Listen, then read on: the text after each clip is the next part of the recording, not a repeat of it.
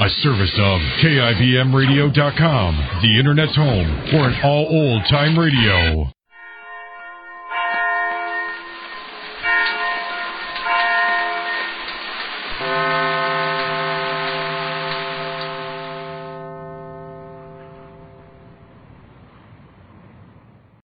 So now, ladies and gentlemen... Hello, Dick. Where did Snooks go?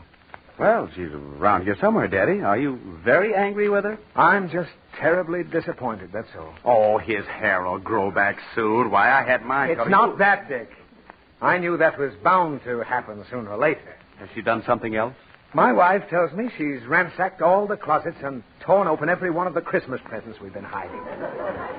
Uh-oh. Oh, there she goes now, in the dressing room. I must have a talk with her. See you later, Dick.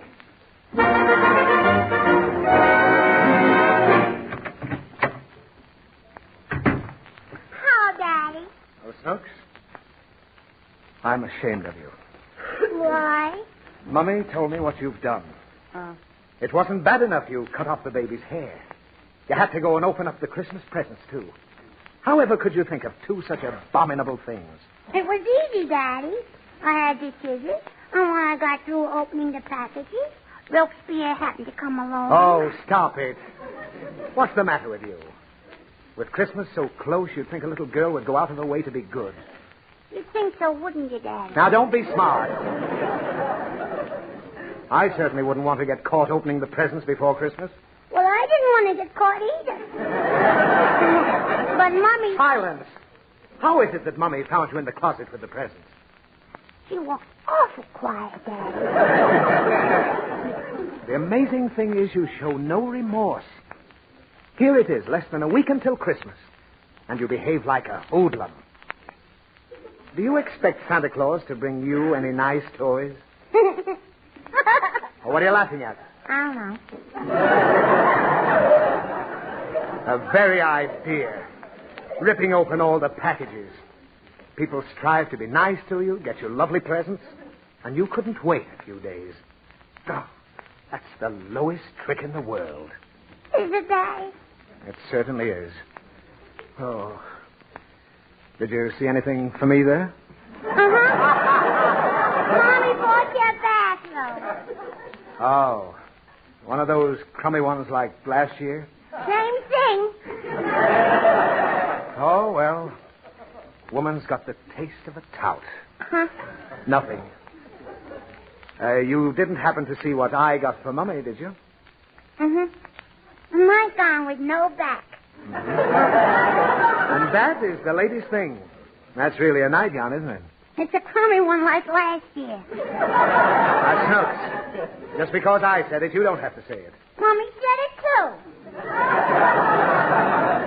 Oh, she did. This is going to be a fine Christmas. And all because you didn't have any patience. What's patience, Daddy? I've told you 1,000 times. It means being able to wait. Why? Because sometimes it's imperative. Suppose a man goes fishing. What man? Oh, any man. Suppose a man... Uncle Louie? All right, Uncle Louie. Suppose Uncle Louie goes fishing. Uncle Louie don't like to go fishing, Daddy. I don't care what he likes. I know. I seen the present you bought him. Now, never mind that present. What's the matter with it, anyway? You know. I don't know what you're talking about. It's a very expensive tie. Oh, what's he sending me, a grand piano? No, he sent you Now, don't tell me. That's the very thing I'm trying to explain to you. I've got enough patience to wait until Christmas morning to see my presents. I don't go snooping around closets. What'd he send me, Snooks? I better not tell you, Daddy. Ah, you're right. I'd rather wait. Yeah. Yes. Doesn't matter anyway. No. Well, you don't have to tell me if you don't want to. All right. What is it? Such a big secret? Well, I won't tell you what it is. But, Yes. It's made of wood, and it's brown, and you smoke it. Another pipe. 2-bit Louie. Ah, the cheapskate. And To think I tossed out 39 cents on that tie. I'll bet the pipe's no good. No good, Daddy. Now, how do you know? I smoked it. And I feel sick, Daddy. Well, it just serves you right. Maybe you'll have a little more patience from now on.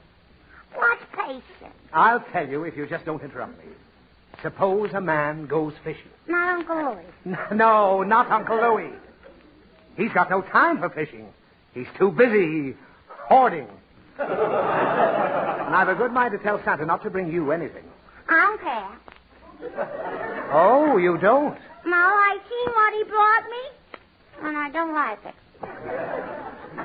Snooks, could it be possible that you don't like that beautiful little electric stove? Could that be? Could be. So you don't like that stove? I don't like that stove. Mm-hmm. Didn't you write and ask Santa to send you a stove? Mm-hmm. But now I want a pair of ice skates. Oh. Well, that's a horse of another color. I want a colored horse, too. Don't. I want a colored horse. I'll cut that out. You can't have any colored horses. Why? Because you can't. You'll take the stove and be happy with it. No, I want ice skates. Oh, you're too young for ice skates. You're liable to get caught on some thin ice. And I don't want you to have any accidents. Why? Oh, that's not a fair question, and you know it. If you don't tell Santa Claus to bring me ice skates, I'll... You'll what? I'll eat all the lights off the Christmas tree. Now, listen to me, Snooks. This is not the time of the year for that kind of behavior. I don't want to have to spank you. I want everybody to be happy and contented in our house. Then buy me a pair of ice skates. Snooks, I'm going to tell you a very sad, sad story about a little boy who wanted ice skates for Christmas. He wanted them very badly, too. And he finally got them. Would they fit me? Yes. Well, this poor child lived in a miserable shack with his stepmother and his stepfather. He was only a little lad. Was he a stepladder? No, he was an orphan. These awful people had adopted him and made him work so they could loaf. And every day they beat him. Where's the skates? I'm coming to the skates. One Christmas, as the child was selling his papers in the street, it was freezing, and he had no coat. But he had skates. Not yet. He was shivering in the cold, and he happened to walk past a wonderful toy shop. In the center of the window, gleaming, polished, there hung A salami? No, a pair of skates. Huh? And how this wretched child longed for them. But he only had 7 cents in his pocket. And the skates cost a lot more than that. Still, he couldn't resist going in the store. Well, as soon as the storekeeper sized up the situation, he did a very noble thing. He gave the little boy the skates for nothing. Are you wonderful, Daddy? Oh, he meant well. But the child took the skates and dashed over to a frozen pond. The ice was thin in one spot. And the unfortunate child fell through. It was some time before he was rescued. But they got him out. Barely a spark of life left in him.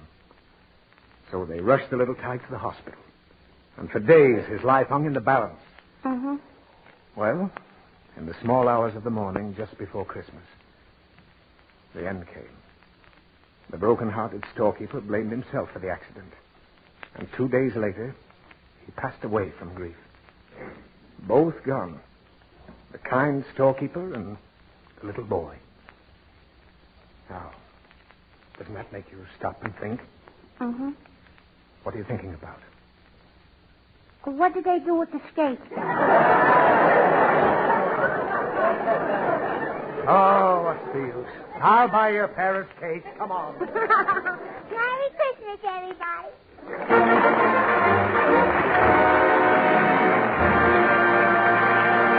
Oh, my, what an imagination Daddy has. Well,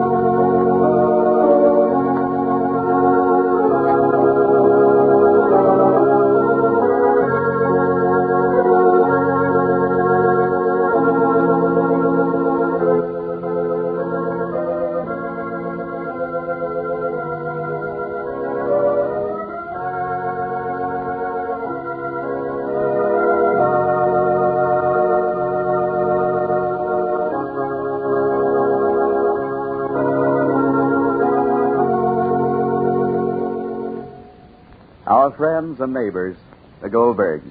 Brought to you by the makers of new high-test Oxidol. Say, did you ever stop to figure, is the laundry soap you're using economical? Oh, I don't mean just inexpensive to buy. That's not always a sign of economy. Because sometimes a laundry soap may cost you more in clothes than necessary. I mean, when washable colored clothes get so drab and scrubbed out looking, they're hardly fit to wear. Now, you know that's not economical. Not when you have to keep buying new clothes all the time. So that's why you should insist on Oxidol, because Oxidol is a safe, economical laundry soap. And when I say safe, I mean safe for washable colors, washable fabrics, and for your hands. Just to show you how safe Oxidol is, we gave Cotton Prince the equivalent of more than a full year's washing in Oxidol suds without a perceptible sign of wash day fade. And what's more, with Oxidol, you can save your clothes, too. Save them from a lot of that wash day wear and tear that can put them in the rag bag long before their time. Because, you know, there's no hard scrubbing or boiling with Oxidol. No harsh scrub boards to wear your clothes thin. Instead, just an easy 10-minute soaking, a few quick rubs on the dirty spots, a good douse, and a rinse. Why, clothes washed in Oxidol last as much as 2 to 3 times longer from the standpoint of wash day wear and tear than clothes washed with old-style scrub-boil methods. Yes, Oxidol saves your clothes. Thus, you'll find it saves you money, too. So, ladies, for sparkling clean, economical washes, get Oxidol, won't you? And say, Oxidol's selling at the lowest prices in years, right now. And now, the Goldbergs. When a son falls in love, even the best of mothers feels a little jealous. And Molly Goldberg doesn't know whether she's an exception or not. Of course, there's no proof that Sammy's in love with Sylvia Allison, the girl from South Carolina who is staying with the Goldbergs. But Sylvia resents Molly, and Molly feels a certain prejudice against the girl. Well, these are bad signs. Well, it's late at night now, and Joe Banner's cousin, Seymour, is talking with Molly, trying to make her feel that nothing unusual is going on with respect to Sammy. It's just a way of passing the time until Joe Banner arrives to talk to his cousin. Seymour, you remember, came up from New York to look for a job, and so far he's been doing more talking than looking. Listen. What's keeping Joe so long? If you're tired, why don't you go to bed, Mrs. Goldberg? Really, I don't mind. I'm not tired, Seymour. Really, I don't mind waiting alone. Look, Seymour, dear, if I was tired, I would say toodaloo, and I would say good night, and I would expire. You're too good, Mrs. Goldberg. You ought to be more selfish for yourself. Well, being good for yourself is selfish for yourself. Don't never think so, Seymour. You can't live by philosophy, Mrs. Goldberg. You'd be surprised how it fools you. For years I've been saying to myself, try and you'll succeed. Try and try again. If you have the will, you'll find a way. Show me anyone that tries more than I try. So what? So look at me, sitting here and waiting for a cousin to come over. And mind you, who isn't even in such a hurry to come over and do something for me. Give me a job or find me a job. What's philosophy? It goes deeper. There's deeper reasons for things. It isn't your individual will. Looks like everything's conspired against me. When you don't work, Mrs. Goldberg, you have time to think. I know it's a combination of things that's holding me back. I know it. What, Seymour? Well, first, a person's personal appearance has a lot to do.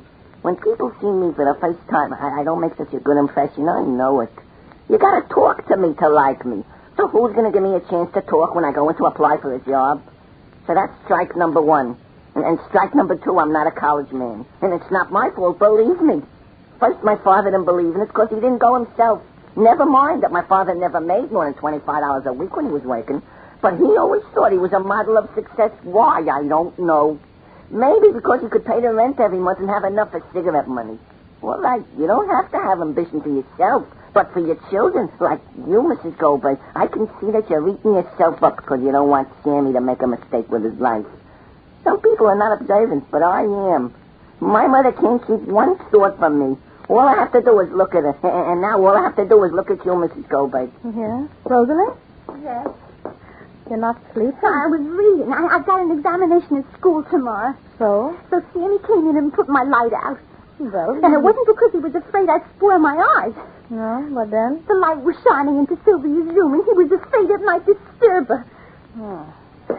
Well, he turned out the light because... Well, how do you know that's why you turned out the light? Oh. By the way you come to conclusions. So what are you looking for? Flashlight. For what? I'll put it under my coat and study that way, and then I won't disturb her. Love is wasting a revolution. The flashlight is on the sideboard. I have it. Can Joe get here yet? I told your mother to go to bed. I don't mind at all.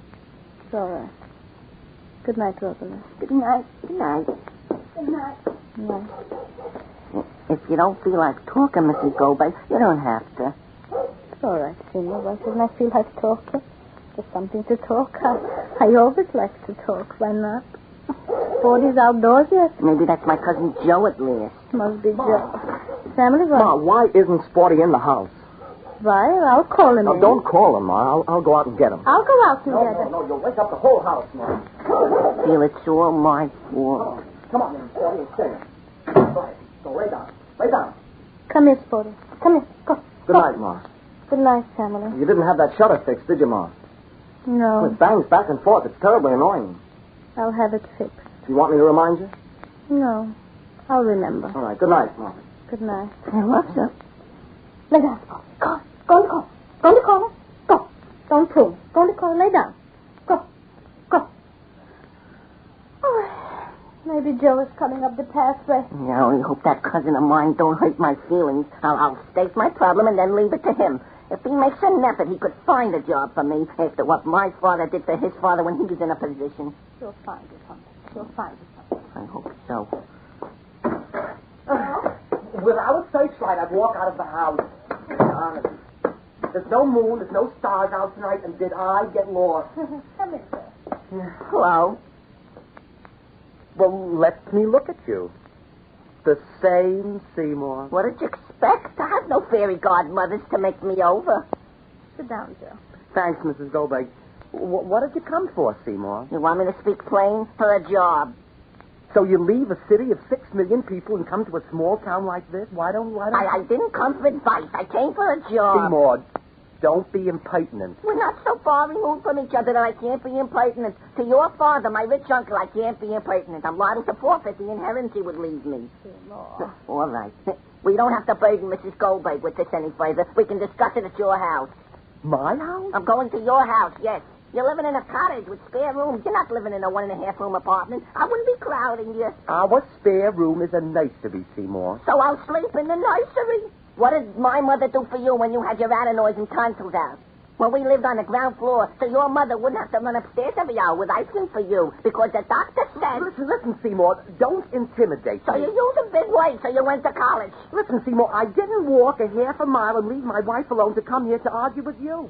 My wife is in no condition to have extra guests. It's very funny. Mrs. Goldberg could have extra guests, people she don't like, and guests that don't like her. A stranger, not a blood relation, and somebody that didn't do anything for them, like my father did for your father when he was in a position. All my life, that's all I ever heard. What my father did for your father when he was in a position. What position, please? What position? That's what I want to know. What position? Did your father ever make more than a living when he was working? Did he ever have more than to keep the wolf away from the door? What position? What $1 million did your father ever make that he had a position? My father was in a position even if he wasn't like the Rothschilds. So he never made more than $25 a week. So he didn't live in a cottage with extra rooms for a nursery. So he never sent his family away in the summer. So Soapers and butlers and maids didn't crowd up his 4-room apartment in the Bronx. But let me tell you, Joe, even if you are my cousin, that when my father was making $25 a week, your father was starving. He was married and you was born, and the whole family of which you are so proud to belong to didn't have a crust in the house, let alone butlers and maids. And my father took $5 a week from his 25 and gave it to your father every week. For your father, my father was in a position. Don't forget that. So how many times over did my father repay that? How many times did he pay back that money with interest and bonuses and credits? Did my father ever say no to your father? Did my father ever grudge your family a penny or $1 or $100? Would he grudge your family now? Who's asking for money? Who's asking you for anything except the common courtesy of aiding me in my pursuit for happiness? Did I come here for charity or handouts? I came in search of a job. You're my cousin by blood, if not by disposition, and it's up to you, whether you like it or not, to get me a job. You can't insult me and you can't chase me away. I'm here to get a job. Oh, right, so you're here to get a job. Oh. Mrs. Goldberg, did you ever hear any... So get Oxidol. Your dealer has it in a bright orange and blue bullseye box with Oxydol on it. That spells Oxidol, and Oxidol spells dazzling white face washes. And be sure to listen to the next episode, won't you? For another midnight talk of a totally different kind. And now this is Don Hancock saying goodbye for the makers of high-test Oxidol.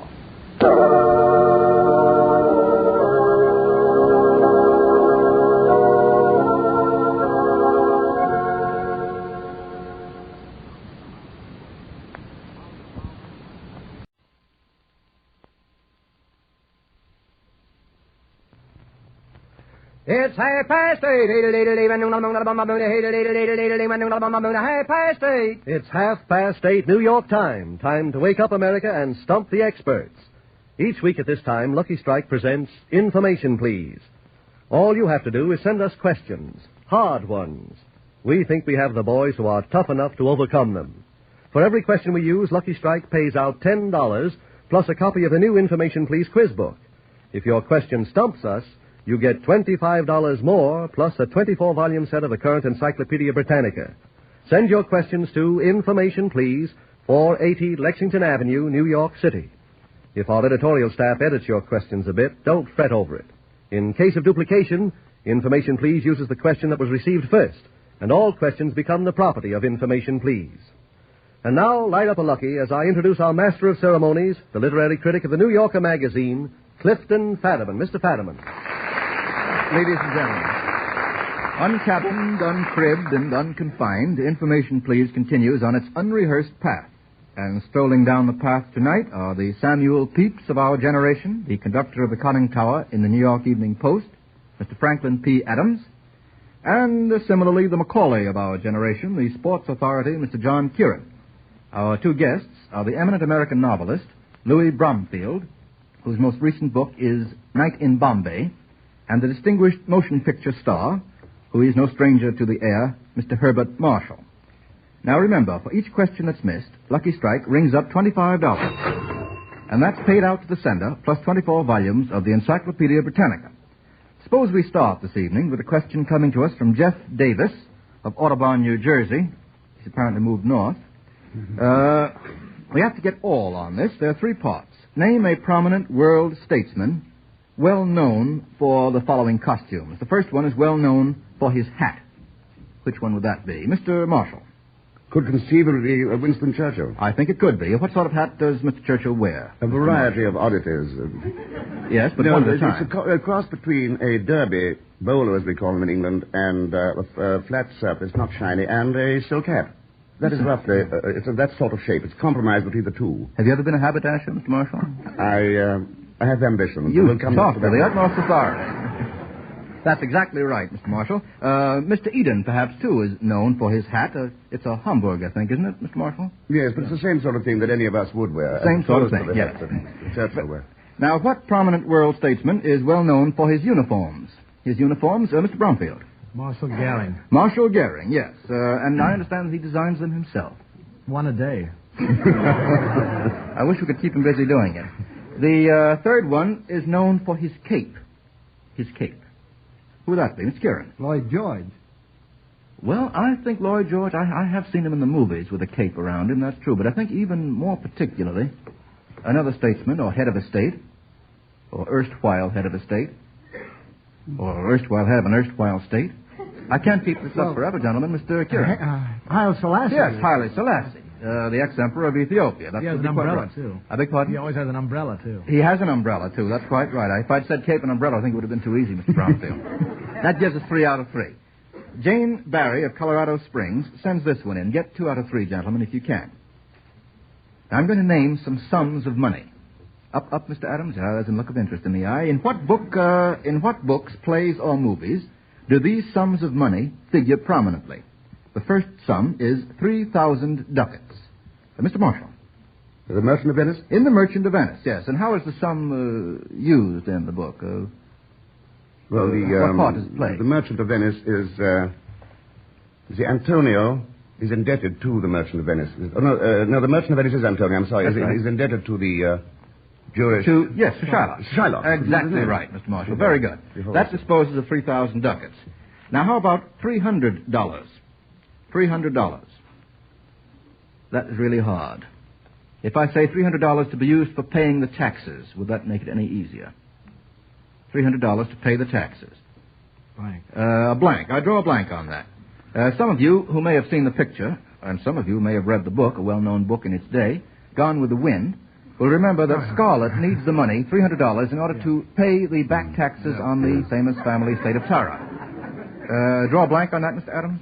Blank on that. I'm sorry, that gives us one wrong. Now I have to get the next one right. $10,452. $10,452. In what book, play, or movie does that exact sum play a considerable part? Well, I'm very sorry. I'm very sorry to see, Mr. Marshal, that unlike most Englishmen, you forget your debts. In the letter, in which I believe you played a very prominent part... It was 10,000, though, wasn't it? It was 10,452, of which you had to pay 10,000, did you not, to get possession of the letter? I think they must have been shooting that scene about the 452 when I wasn't there one day. You weren't there? Well, do you have a stand-in for $452? And? 10,452, Mr. Marshall had saved up in the letter, and 10,000 had to be paid out for it, leaving $452 sheer profit, Mr. Marshall. Mm-hmm. That gives us two wrong and sends $25 in the set of the Britannica to Miss Barry, courtesy of Lucky Strike, and sends us on to the next question from James Nelbud of Brooklyn. Get 2 out of 3 on this. This is a sound effects question, gentlemen. You're going to hear several signals, one after the other, as is our custom. There are 3 of them. What sport would you be witnessing if you heard them? Let's have the first.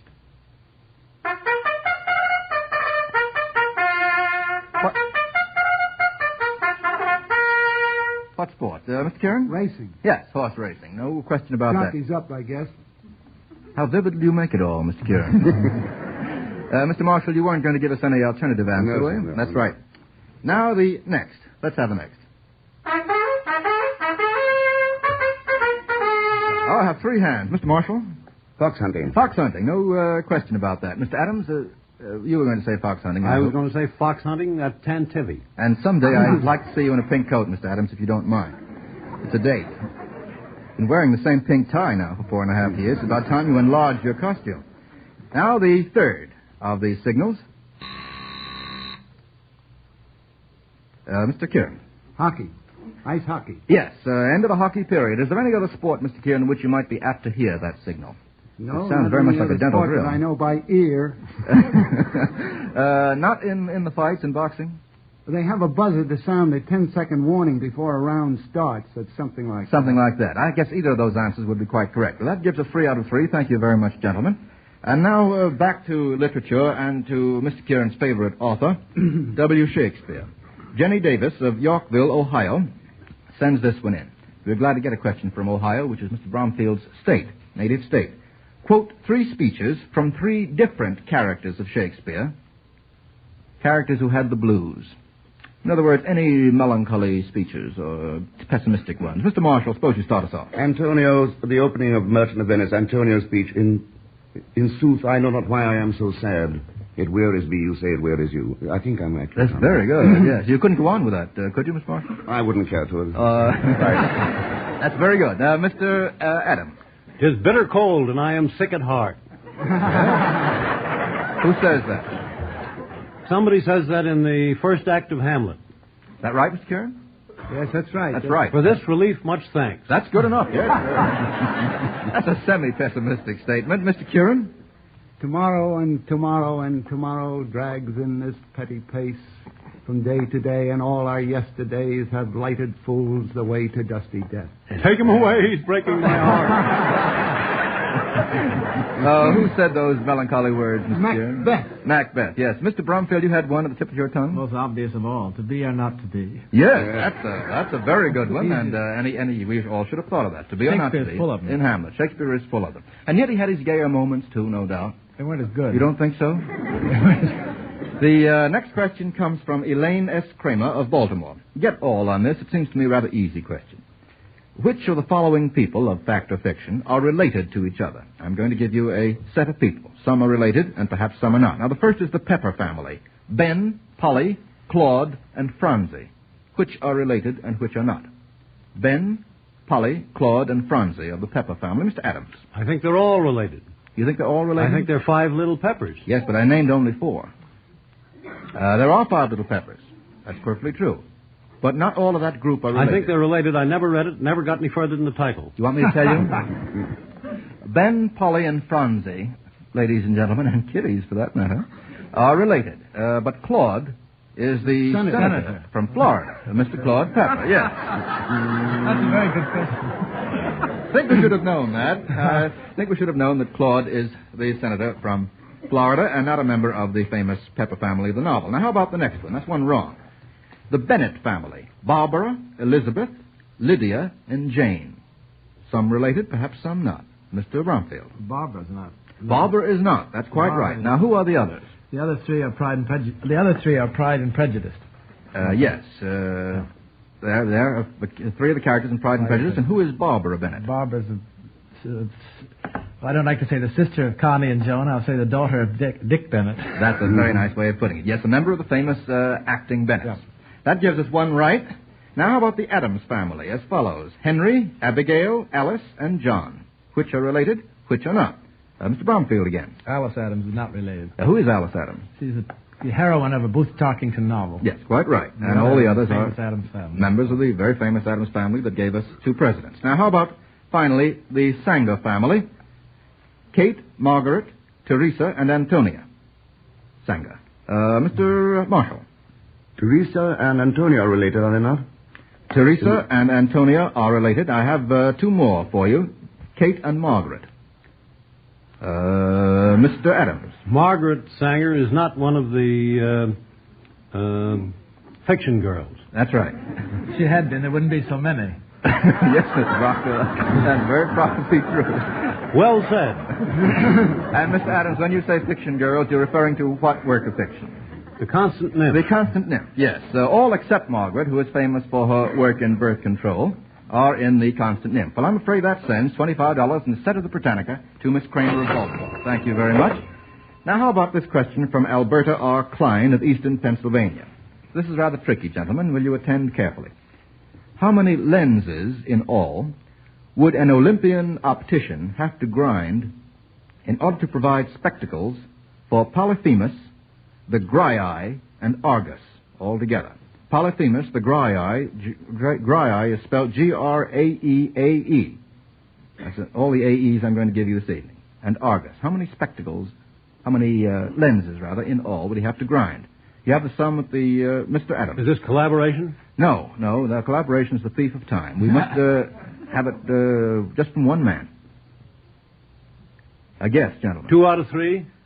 No, you have to give me a sum, Mr. Adams. 4. Mr. Kieran? About 600. How do you make it out? Well, they had about 100 eyes apiece, and there were 3 sets of them. That makes 600. No, that wouldn't be true. You're too generous with your eyes this evening, Mr. Kieran. Mr. Bromfield. Didn't Polyphemus have 3 eyes? Argus 1. Polyphemus had how many eyes? 1. He had 1 eye. Oh, yes, that means 1 lens so far. Now, who was Argus? He had 100. He had 100, yes. That gives us 101. And who is or are the Graii? Here's where you get into trouble. The Graii were 3 dreadful sisters in Greek mythology. I don't know what their given names were, but they were known as the Horophia, the Shaker, and the Terrifier, respectively. And these 3 sisters had 1 eye and 1 tooth in common. Now, they used to sort of exchange them. You see, an eye for a tooth and a tooth for an eye. And they had only 1 eye altogether. That gives us how many lenses, gentlemen? 204. 102, John. You can't even listen. Somebody certainly gets an encyclopedia on that one. I think that Miss Klein gets an Encyclopedia Britannica and $25. And a lucky strike for her. Now, let us see. We have lost to date $75 and 3 sets of the Encyclopedia Britannica. Now, Mr. Cross twists an old saying, somewhat brutally perhaps, but for good purpose, to come up with this. In speaking of cigarettes, handsome ears has handsome buys. No cigarette is better than the tobacco that's bought for it at the auctions. That's why Lucky Strike at auction after auction consistently pays higher prices to get the finer, lighter, naturally milder tobaccos. For instance, here are the latest reports for this season from the Big Burley Tobacco Market at Knoxville, Tennessee.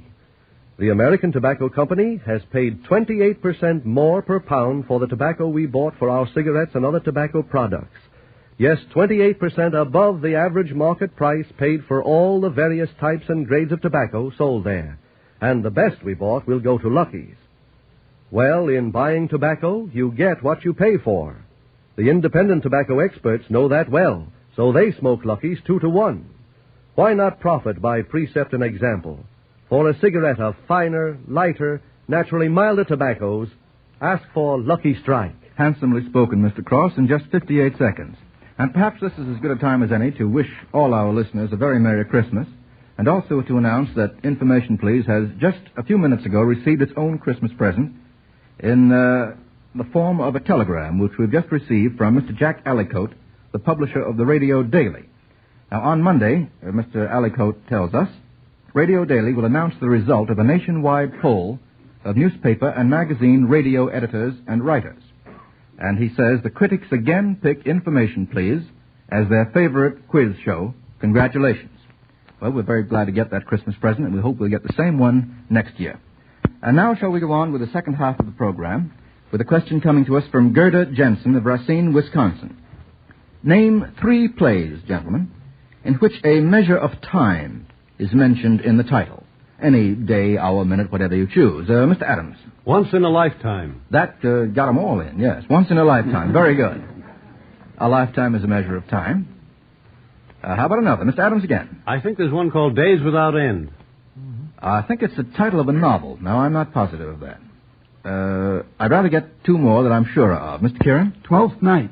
12th Night. Very good. That gives us a night and a lifetime. Sometimes very similar. Mr. Kieran? The Winter's Tale. A Winter's Tale, yes. A winter is a measure of time, yes. How about the one with the word hour in it? Oh, there was a very famous play that ran. Mr. Marshal? The Night Before. The Witching Hour. The Night Must Fall, very good. The Witching Hour by Augustus Thomas. The Children's Hour by Lillian Hellman. Mr. Kieran? The Midnight Bell.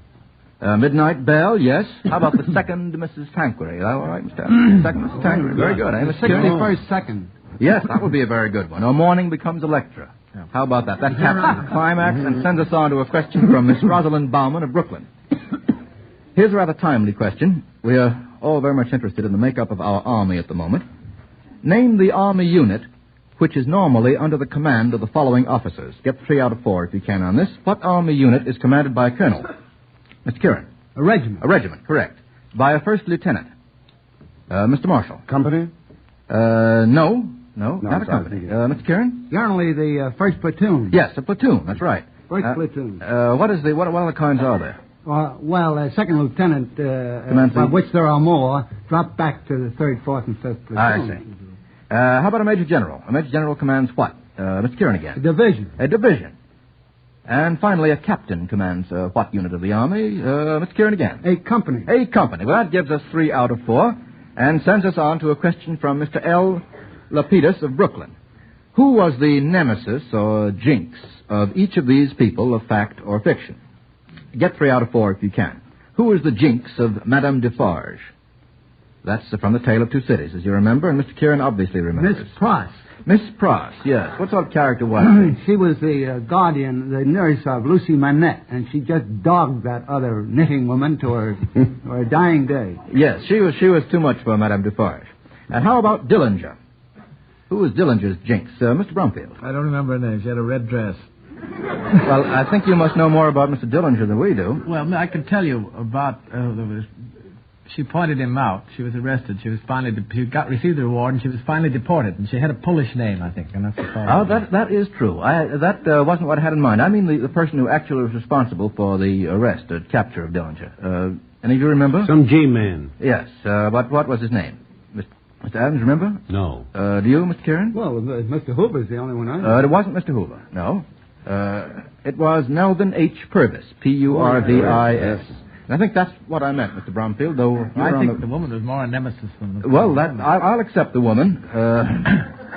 Willingly. Now, how about Hotspur? Hotspur. Who was Hotspur's nemesis? Mr. Kieran. Why, his nemesis was Prince Hal. Prince Hal, yes. In what play would you find that out? Henry IV, Part 2. Part 2, very good. How about Babe Ruth? His jinx was who? Mr. Kieran again. He was a left-handed pitcher who is now a dentist, and his name was... A left-handed dentist is a very dangerous thing to be.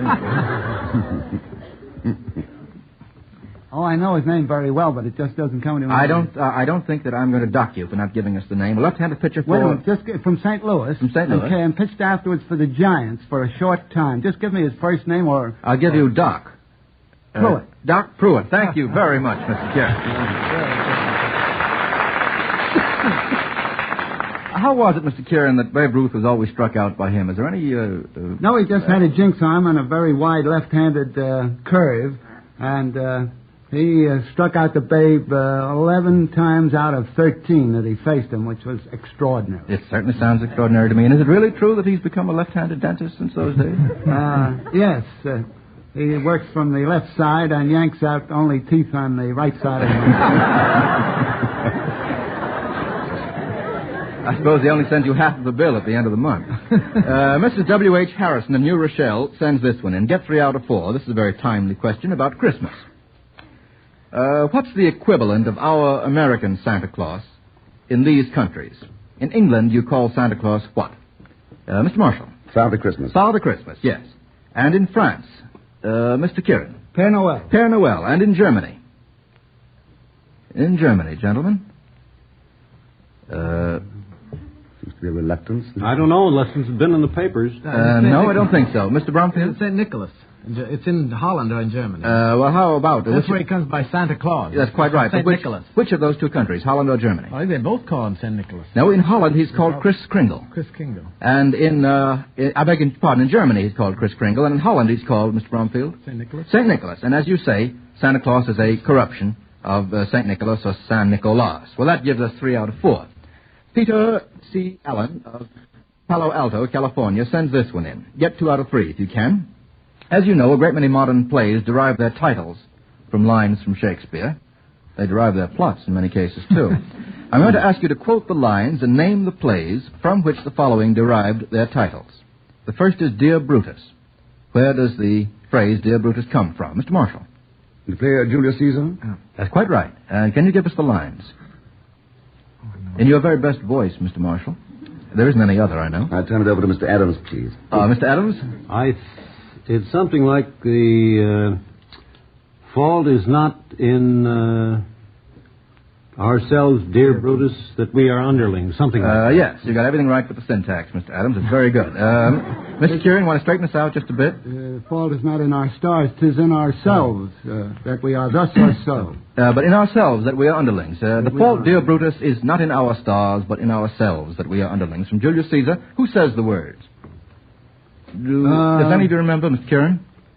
I think it is Cassius. Cassius is quite right. Now, how about the play Rain from Heaven? It derives its title from what famous line or lines? Mr. Bromfield. The quality of mercy is not strained. It falleth, falleth like a gentle rain. Droppeth as a gentle rain. On the earth below, etc. That's right. Thank you, Mr. Marshal and Mr. Bromfield. That's from what play? Merchant of Venice. Merchant of Venice. Now, how about... Portia says finally, that's right. Portia says it, a famous speech about mercy. Now, how about the play, The Play's the Thing? The Play's the Thing. Mr. Bromfield? No, I was thinking another one. Mr. All the world's a stage. The play is the thing in which we'll catch the conscience of the king, from Hamlet. Good enough.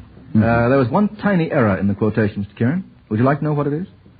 Yes. The play is the thing wherein I'll catch the conscience of the king. It's spoken by one of the players. Is it spoken by Hamlet or spoken by Hamlet? I thought it was spoken by Hamlet. Now, yes, that's right. I think it is spoken by Hamlet. That's right. The plot. Well, that gives us 3 out of 3. You're very good at this, gentlemen. Now, here's a much lighter question from Gene Campbell of Newcastle, Pennsylvania. Give me 4 quotations, prose, poetry, anything you wish, about footwear. About footwear. Mr. Adams. All God's children got shoes. Good enough. That's very good. That gives us 1. Now, you can take any part of a shoe or boot, Mr. Marshal. Boots, marching on, was that Kipling, was it? Yes. That's very good. Is that two quotations or just one set of boots that you're giving us? Boots? That gives us two. Now, how about Mr. Bromfield? There was an old woman who lived in a shoe. She had children. Very good, yes. That gives us three. Mr. Adams? Thomas Paine. These are the times that try men so.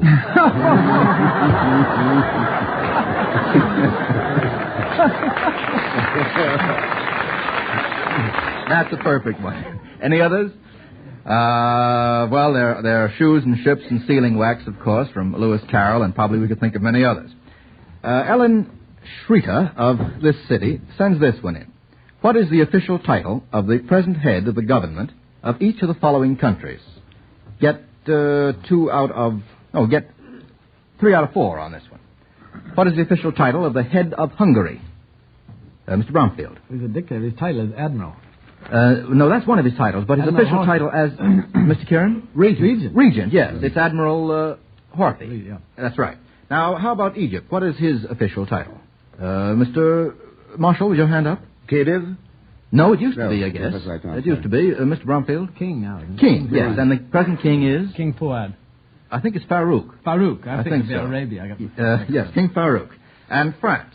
The present head of France is called what? Mr. Bromfield? Well, is he called the Premier of France? No. I think you're thinking of France of a little time ago. No, because the only reason I say that is because Laval's title, I know, was Vice Premier. That's right, but the actual head of the government is known as the Chief of State. The Chief of State. Yeah. And who is the Chief of State, gentlemen? Pétain, Mr. Kieran, thank you very much. And how about Turkey? What is the title of the head of Turkey? Well, it's one that we all ought to know. Not the Pasha. No, not the Pasha. It's President. Just exactly like our own. President Ismet Inonu. Well, I think that sends $25 instead of the Britannica to Miss Schreiter. And Mrs. F. Frauenfeld sends this one in of this city. To what books or plays would you go to find these Christmas gifts? A turkey. Mr. Adams. I don't like to say what play, but any bad play. That's a good answer. Wasn't what I was thinking of, though, Mr. Bromfield. Something that closes Saturday night. Christmas Carol. Christmas Carol, yes. A trip to Paris. As a Christmas present you'd find in... Sentimental Journey. No, I don't remember it. I was thinking of Somerset Maugham's Christmas Holiday. And you'd find 4 penguins as a Christmas present where?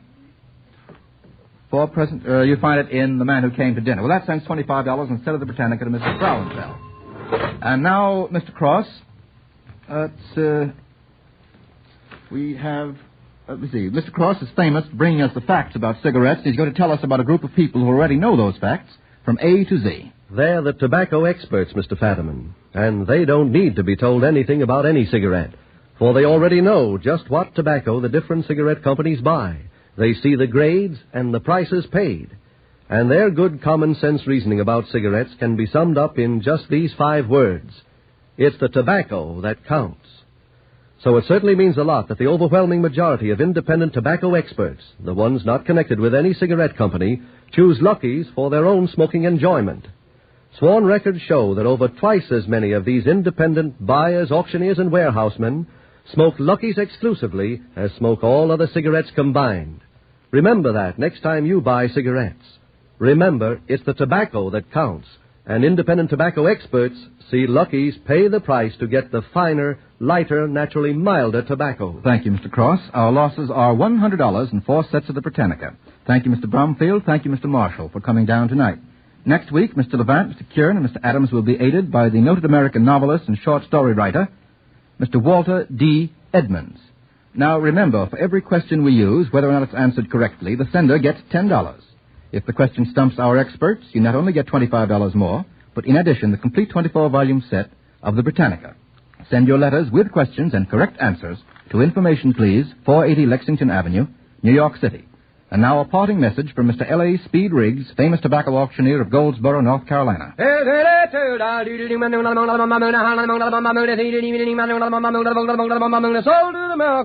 And that chant, fully interpreted, ladies and gentlemen, means Lucky's pay higher prices for the finer, the lighter, the naturally milder tobaccos. With independent tobacco experts, auctioneers, buyers, warehousemen, with men who know tobacco best, it's Lucky's 2-to-1. This is the National Broadcasting Company.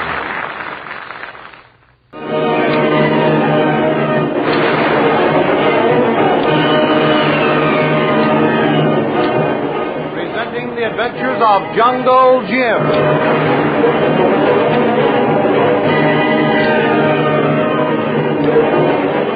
The Adventures of Jungle Jim, broadcast weekly over this station, are dramatized from the full-color action pictures to be found in the Comic Weekly, the world's greatest comic supplement that comes to you each week with your Hearst Sunday newspaper.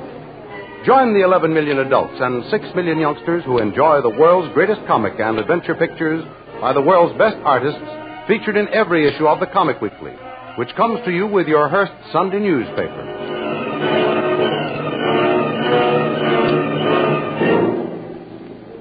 When Kitty and Kolo emerge from the jungle, acting on orders from Jim, they prepare to investigate the planters.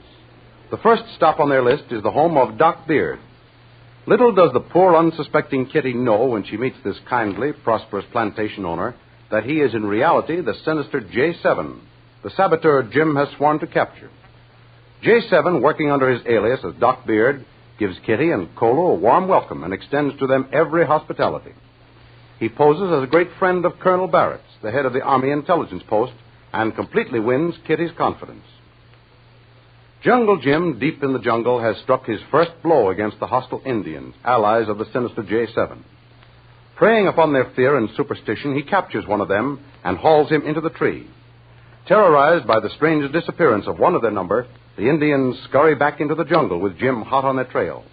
In the meantime, back at J7's home... Well, Mrs. St. John, do I understand you'll accept my humble hospitality and make this your headquarters? It's really awfully kind of you, Mr. Beard. What's more, it's a very tempting offer. This is quite a cozy house you have. Well, I've tried to make it as homelike as possible. But I must confess, I enjoy my comfort. And even though I'm a long way from civilization, I think I've succeeded in making this place really livable. A little too much so, I'm afraid.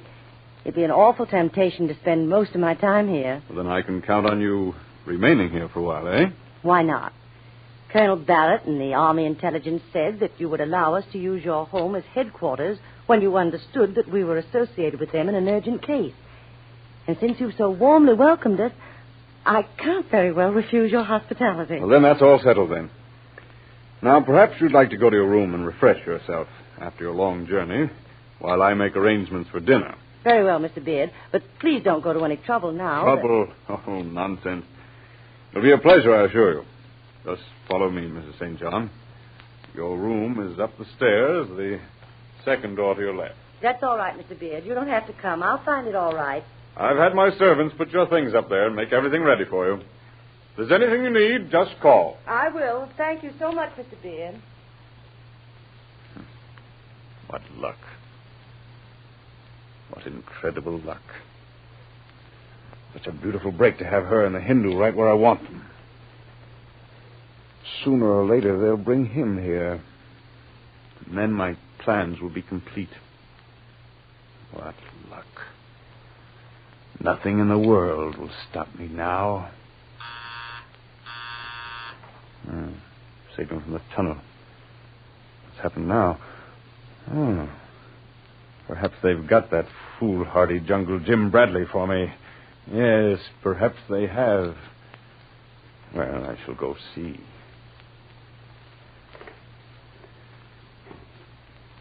Master, I have been waiting to tell you Pedro is below in the cellar, Master. Oh, how in the devil did he get there?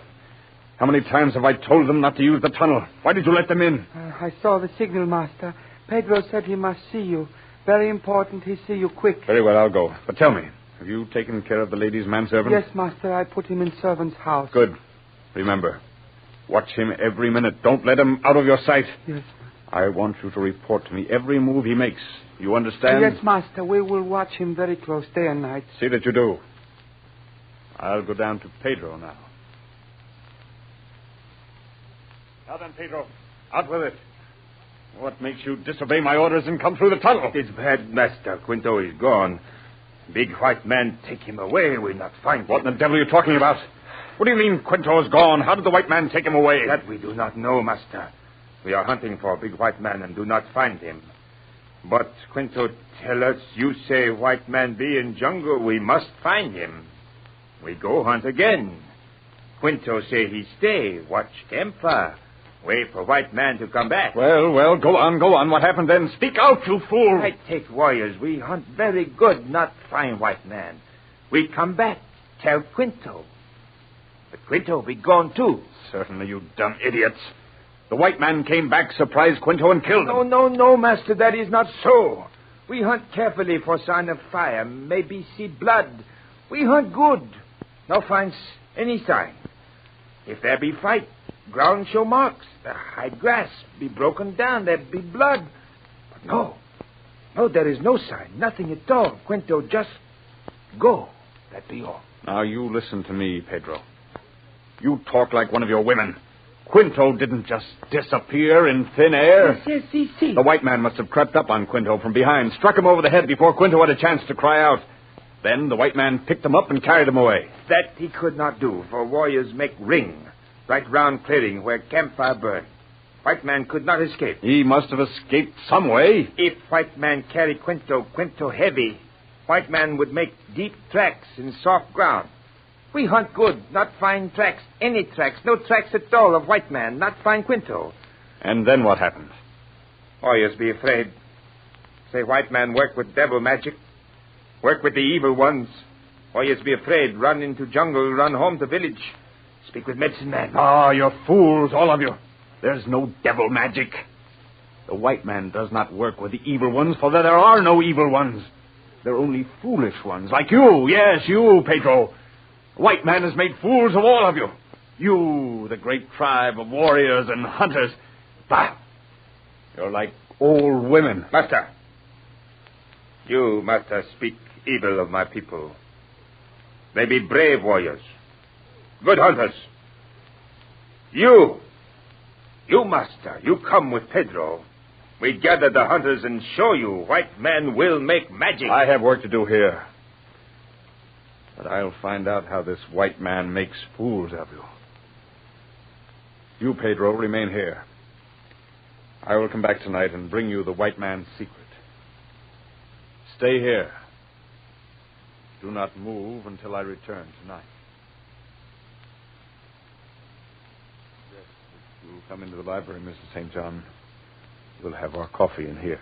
Coffee in the library? Why, of course. Why, Mr. Beard, you make me feel as if I was home in San Francisco instead of the jungle country of Central America. That dinner of yours was fit for a queen. Well, thank you, Mrs. St. John. I'll try that armchair. Thank Very you. comfortable. You know, I feel rather guilty enjoying all this without your associate, Mr. Bradley, being here to share it with us. Yes, it is rather a pity. But then I assure you, Mr. Beard, Jungle Jim is perfectly at home where he is. Tell me more about him, Mrs. St. John. He must be a very interesting chap. How does he operate so successfully? For instance, on this trip, he's in very dangerous country. The Indians, you know. He's perfected a plan to outwit the Indians, Mr. Beard. They're the least of his worries. He's after much bigger game, the head of this saboteur plot. I rather doubt his being able to outwit these Indians, Mrs. St. John. They're shrewd, clever, fearless people. They're swift, deadly, and silent. They can creep within a foot of you in the jungles without ever being aware of their approach. Not Jungle Jim, they can't, Mr. Beard. You see, he doesn't pitch a camp in the orthodox manner and sleep on the ground where he could be open to attack.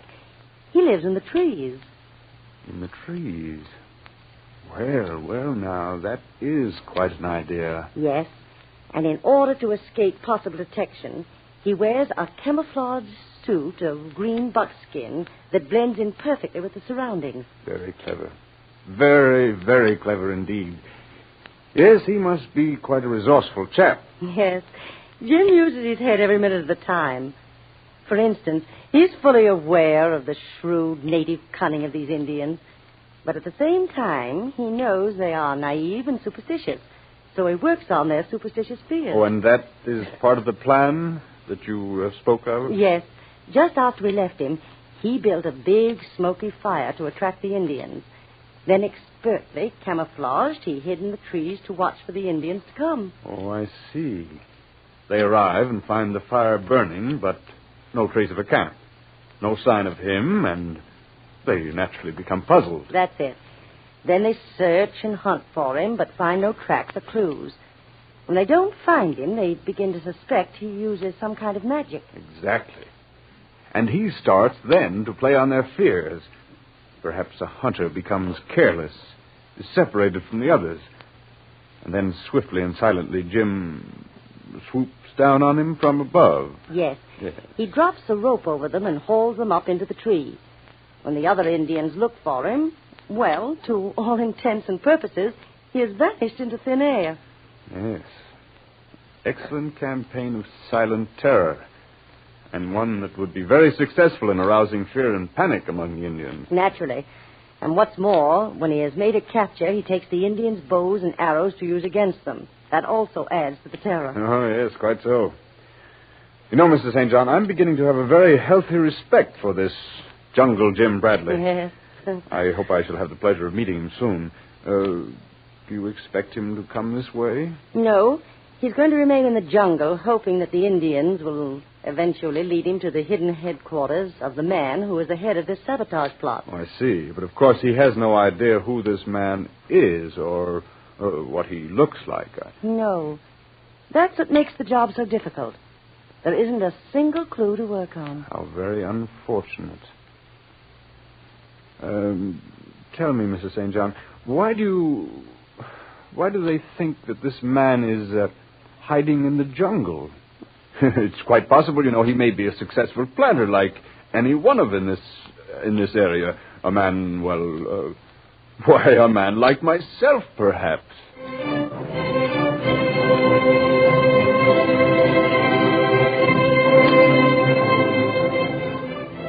It now appears that J7 has Kitty completely under his spell as she unwittingly reveals Jim's plans to him.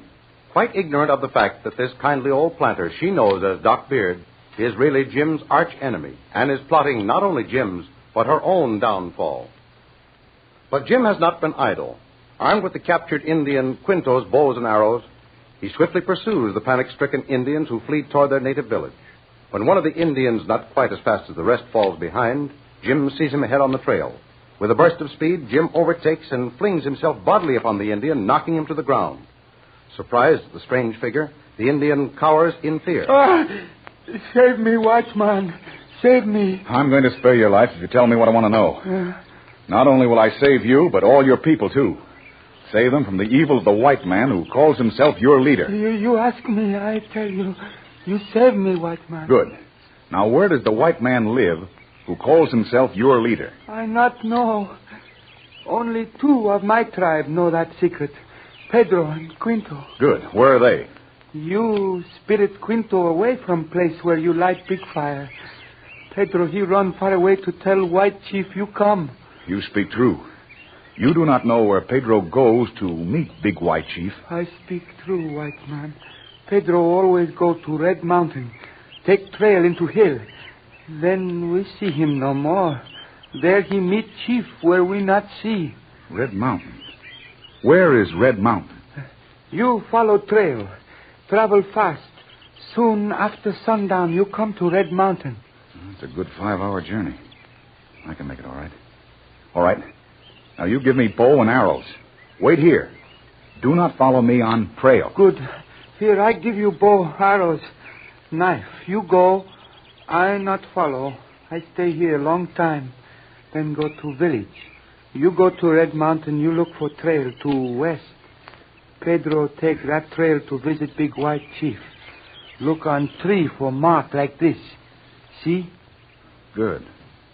That looks like a J-7. That's not an Indian marking. Good. You stay here. I go on trail. At least I'm getting somewhere now. The trail that leads me to the man I want. The saboteur and the traitor. And leaving the terrified, bewildered Indian, Jim swiftly takes up the trail again. The trail he hopes will lead him to the sinister J7, who even now is quietly worming out the last of the secrets of Jim's campaign from the guileless, unsuspecting Kitty. Then he will set out to capture Jim, so don't miss the next exciting episode in the adventures of Jungle Jim. Remember, you can follow these adventures in the full-color action pictures to be found in the Comic Weekly. the world's greatest comic supplement containing the best full-color adventure and comic pictures. Remember, no other comic supplement can give you the top names of cartoonland like the all-star favorites to be found in the Comic Weekly. The whole family follow the fun and frolics of Jiggs and Maggie, the Little King, the immortal Donald Duck, as well as the exciting adventures of Flash Gordon and Jungle Jim. Join the 11 million adults and 6 million youngsters who every week find the greatest of home entertainment in the Comic Weekly, which comes to you with your Hearst Sunday newspaper. More thrilling adventures of Jungle Jim will be heard at the same time next week over the same station. Be sure to tune in.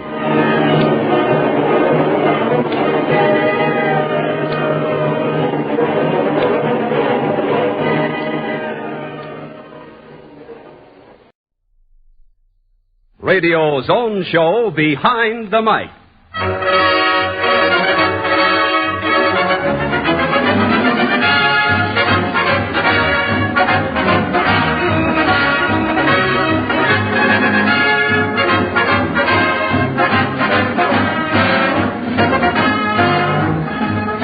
Radio. With the switch of a dial, radio brings you tragedy, comedy, entertainment, information, education, a whole world at your command. But there are stories behind radio, stories behind your favorite program, and favorite personalities and radio people you never hear of. Stories as amusing, dramatic, and as interesting as any make-believe stories you hear on the air. And that's what we give you. The human interest, the glamour, the tragedy, the comedy, and information that are behind the mic. And now, presenting the man who will carry on in the absence of Graham McNamee, one of radio's foremost announcers, the popular Ben Grauer.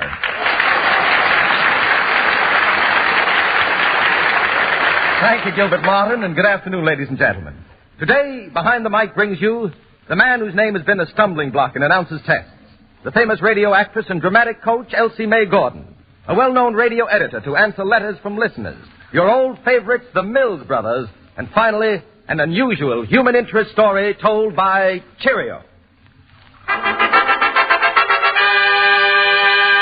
Well, boys and gals, our first guest is a man who for years was a legendary figure in the announcers group around NBC. All he represented to a great many new announcers was a practically unpronounceable name. You see, the applicant for an announcer's job must pronounce difficult names that come up in musical programs like Mussorgsky or Mascagni and so on. Well, one of the names in the tests was spelled Yoichi Hiraoka. It was spelled Yoichi-Hiraoka. Well, it was pronounced by many taking that announcer's test as Yoichi Hirokawa or Yoichi Hiroike, and a great many other variations, all of which are wrong because, right from the voice of the authority itself, it should be pronounced Yoichi Hiraoka. You see, anyone can pronounce it just like he did. And Yoichi is the name of one of the world's greatest xylophone virtuosos. Mr. Hiraoka will reveal the skill which makes him a musician important enough for his name to be part of that test as he plays the Czardas of Monty.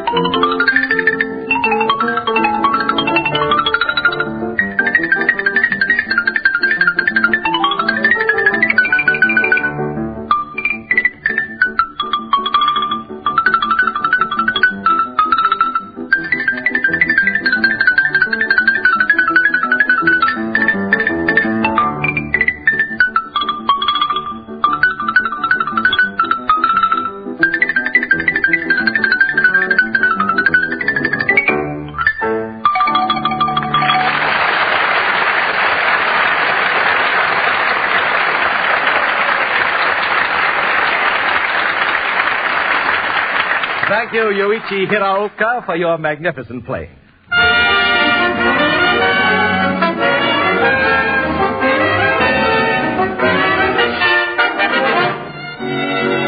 When a radio performer is just getting his or her start, or an experienced performer feels that he wants to widen his field, learn how to interpret different types of roles and dialects than he's used to doing, he'll sometimes go to a person who plays a very important part in radio, the dramatic coach.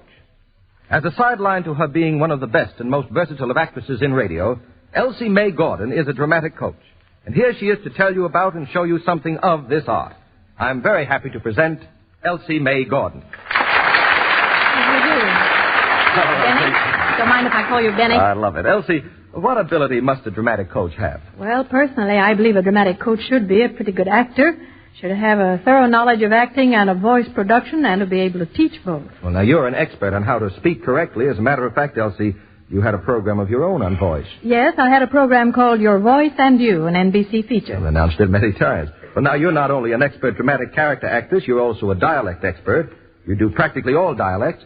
I wonder if you could give us an example of your dialect coaching technique. Well, I'd be glad to give you an idea, at least. Well, fine. For example, here's a young actress, Elaine Kent, Elsie, who has appeared in such shows as John's Other Wife, Our Gal Sunday, Great Plays, and other productions. Yes. And Miss Kent's problem's this. In 3 days, she's going to try for a role in a daytime serial in which she has to do an Irish dialect. Yes, it's a part of a cook, and I know very little about Irish dialect. Miss Gordon, I wonder if you could coach me in it in time for me to try out for that part. Well, Miss Kent, to really do a good character job, you have to know your people, and that requires time and study, of course. Oh, I understand that.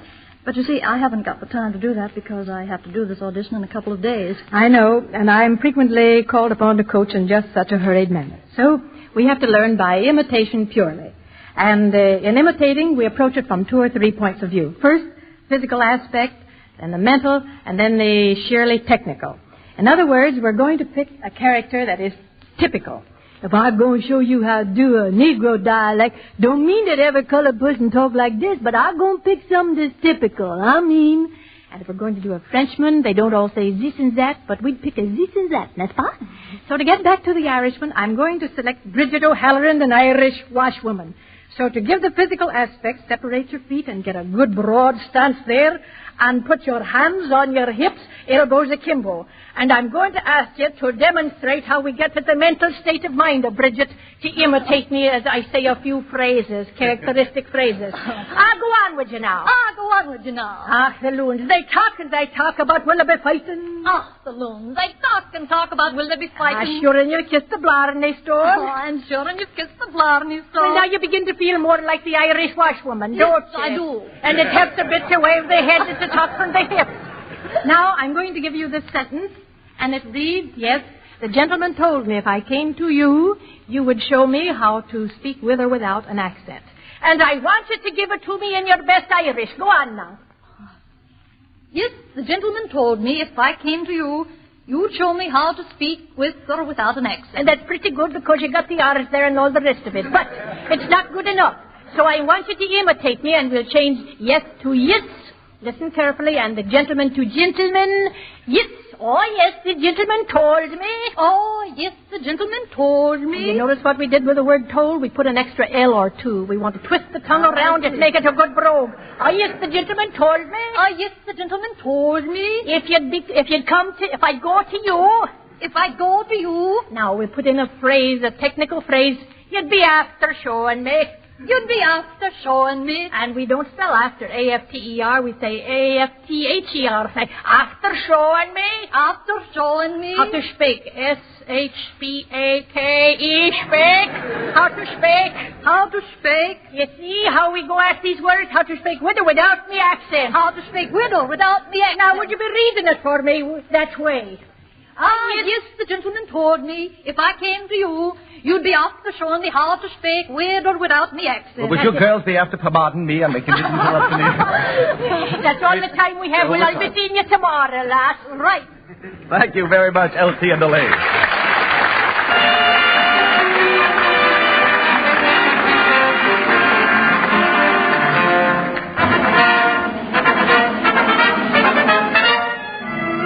Oddities in Radio, presenting odd, true little behind-the-mic stories that help make radio sometimes amusing, sometimes exasperating, but always interesting to the people in it. This week's oddity.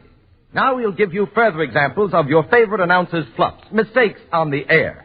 David Ross, in advertising a popular mouthwash, said, "You will be delighted with the taste of this new, invigorating mouthwash." Yes, and some years ago, the Dean of Announcers, Milton Cross, was giving an announcement from the Veterans Bureau about financial assistance to indigent World War veterans with 50% disability. But Milt said it this way. "Requests to the Veterans Bureau should be sent by indignant veterans who can prove 50% desirability." And a couple of weeks ago, our own announcer on this program, my colleague Gil Martin, made an announcement on behalf of the government, and he was supposed to ask, "Do you want a civil service job?" But it came out like this. "Do you want a Chivel Jervis sob?"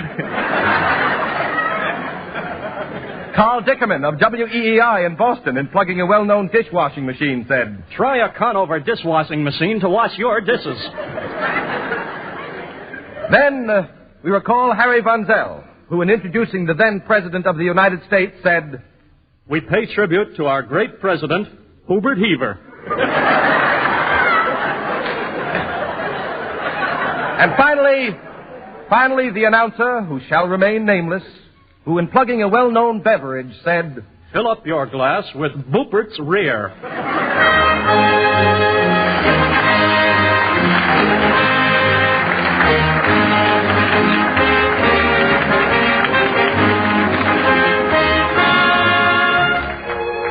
Behind the Mic salutes a program you love.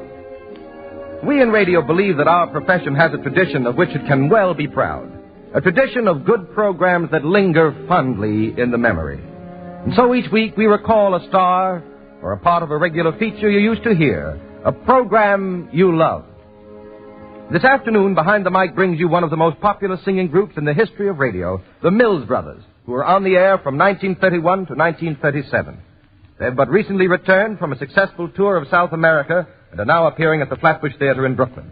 So let's go back to October 5th of 1933 and one of the early programs of the Mills Brothers. Good evening, everyone. To open their program tonight, the Mills Brothers, four boys and a guitar, present their own unique arrangement of that old-time favorite, Swanee River.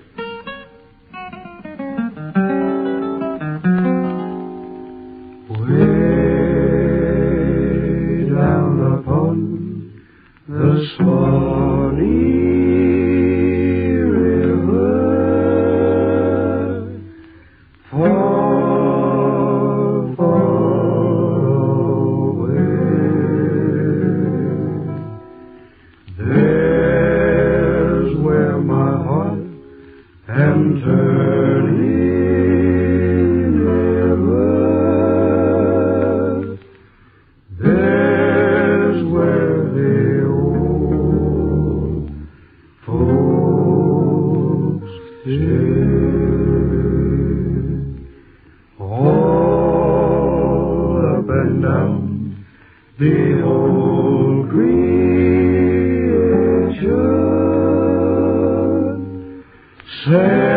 sadly our home, still longing for the old plantation and for the old folks at home. All and sad and dreary, everywhere I roam. Oh, darkies, how my heart grows weary, far from the old folks at home. All the world and sad and dreary, everywhere I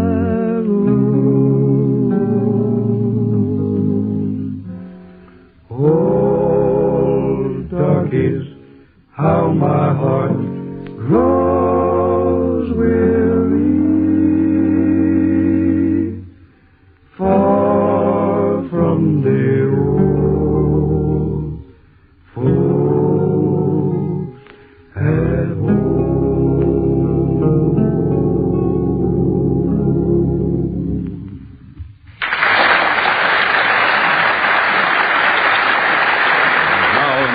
style of theirs which had become so famous, Funiculi, Funicula.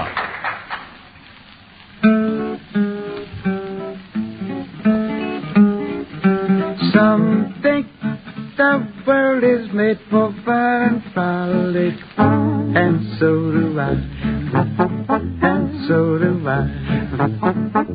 Some think it's better to be all melancholic, too fine inside, too fine inside. But we love to spend our time in singing some joyous song, to set the air with music bravely ringing is far from wrong, is far from wrong. Listen, listen, echo sounds so far.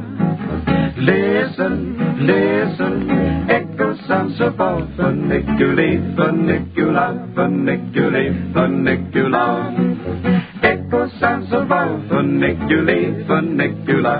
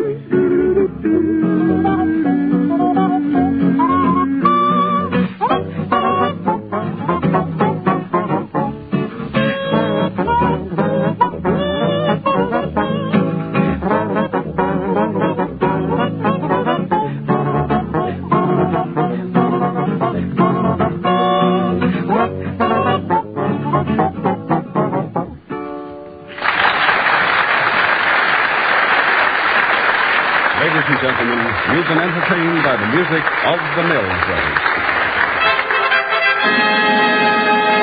And on behalf of our listeners, I want to thank the Mills Brothers for the pleasure they've given us in the past and express the hope that they'll soon be on the air regularly again.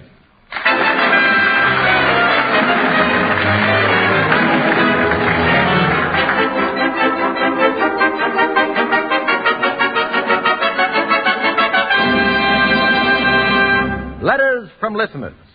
Each week we invite the listeners of Behind the Mic to write us questions about radio, and those we consider to be of most general interest we have answered on the air by the radio editor of some outstanding newspaper or magazine. Today's questions will be answered by Fred Sammis, editor of Radio Mirror magazine. Mr. Sammis, Fred Lewis, Jr. of Saginaw, Michigan, writes in to ask, very often on radio programs you hear actors' voices fading out, usually at the end of a radio scene. How is this done? There are two ways in which actors' voices are faded. As they are talking, they gradually step away from the microphone, and the farther they get away from the mic, the more their voices fade. Or you may have what is known in radio slang as a board fade, in which the actor talks normally at the microphone, but the engineer in the control room twists a dial and gradually fades out the voice.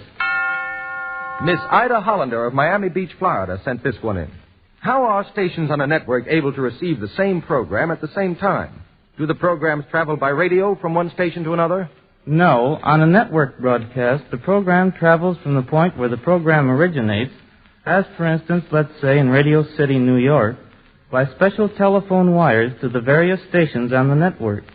When the program is received at the station by telephone wire, its volume is then amplified or increased and sent out by each individual station over its own radio transmitter. And Mr. Henry Bott of New York writes in to say this.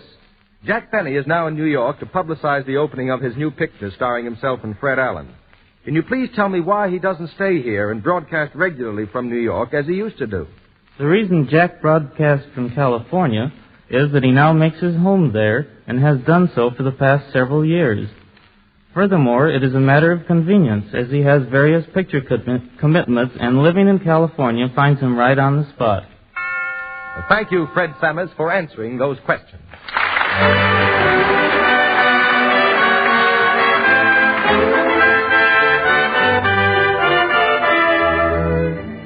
There are certain names in radio which are remembered with genuine and lasting affection. High in this list is the name of Cheerio, who for many years conducted one of radio's most popular inspirational programs. It was always a boon to the ill in health and in spirit. And now, here is Cheerio himself to tell us a human interest story behind his old programs. I'm proud to present Cheerio. Cheerio, first I want to tell you that we've received a great many letters from our listeners asking what's become of you, just what you've been doing since you left the air last April. Well, Ben, I've been spending the past year putting together the material for a book. Cheerio's Book of Days. Comfort, cheer, and encouragement for every day of the year. It's made up of favorite selections that I've used on my broadcasts over a period of 15 years. It's published at last, and I've got writer's cramp, Ben, autographing copies. Sure. Well, it must be a great book, Cheerio, because you've broadcast some really grand material, and your old, loyal audience, I know, will be glad to hear about your book. Now, come on, Cheerio. You must have some extraordinary human interest stories behind your broadcasts. Well, Ben, I don't know how extraordinary this one is, but it does stand out in my memory. Well, tell us about it. Once upon a time, I received a letter from a veterans hospital from a soldier enclosing a poem and asking me to read it on the air. He said it had been given him by a nurse who had helped him back to health after the war. I read this poem over the air, and a few days later, I received a letter from a woman who said that she had been the nurse who had given the soldier that poem. She told me why she'd given it to him. The story starts in a base hospital in Paris in 1919. She was taking care of a patient who seemed to be particularly grateful to her. One day, as she was dressing his wounds, the soldier became very... There. How's that? All right. Now that the dressing's over. Yes, I know. Changing the bandages does hurt. Have a cigarette? Thanks. Gee, nurse, I don't know how to thank you. You've been pretty swell to me. Oh, that's just my job. Yeah, maybe, but you're swell just the same. I'm not the sentimental kind, Miss Wilson, but there's just one other person I think as much of as I think of you. Mm-hmm. He's dead now. He was my buddy. Oh, I see. Yeah, if it wasn't for him, I wouldn't be here, even with this bum leg. I remember going over the top. We ran into a machine gun nest that almost wiped out the whole company. Got me in the leg. The rest of the boys beat it back to the lines. They had to. But there I was, out in no man's land. My leg felt like it had almost dropped off with pain. Then Fritz started dropping shells all around me. But I didn't care. And then I felt myself being lifted. It was my buddy. He'd come out after me. He started dragging me back to our trenches. He got me up to the parapet, and one of the boys pulled me down into the trench. Just as my buddy began to climb down, the machine gun started again. And got him. He never knew what hit him. Your buddy must have been a brave man. He sure was. There was never a better, finer guy than Bill White. Bill White? Was he tall, good-looking man with black hair? Did he have a small crescent scar on his forehead? Yeah. Yeah, that was Bill. Did you know him? Know him? He was my fiancé. He was reported missing. I never knew what happened to him. I thought for a while that he was captured, but then somehow I knew he was dead. I used to wake at night screaming, seeing Bill lying in some muddy field, suffering horribly before he went. I'm glad he died the way he did. Fast. I'm glad. Thank you, soldier, for letting me know. Now at least I know what happened. You see, later, the nurse gave the soldier this poem. It had become her favorite because she said it expressed her experience. And Cheerio, what was that poem? It was by a woman, Jessie B. Rittenhouse, and that nurse explained that the poet speaks for all women in war.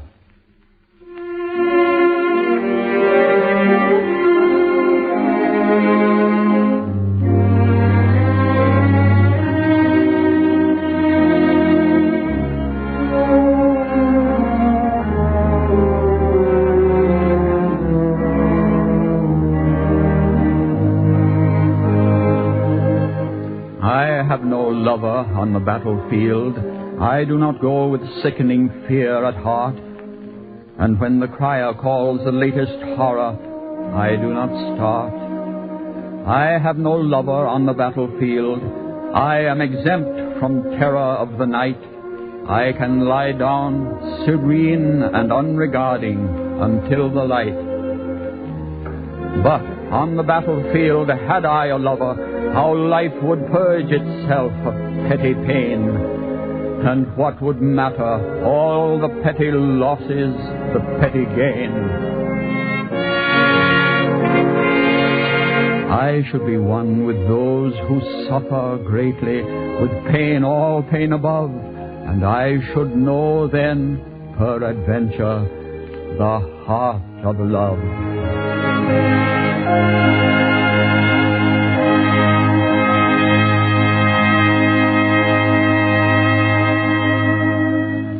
Thank you, Cheerio, and success to your book.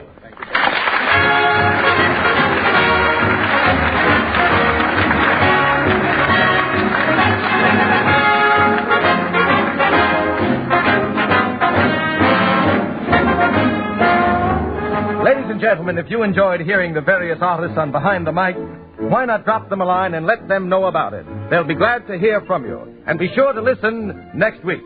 And now this is Ben Grauer speaking behind the mic and saying good afternoon.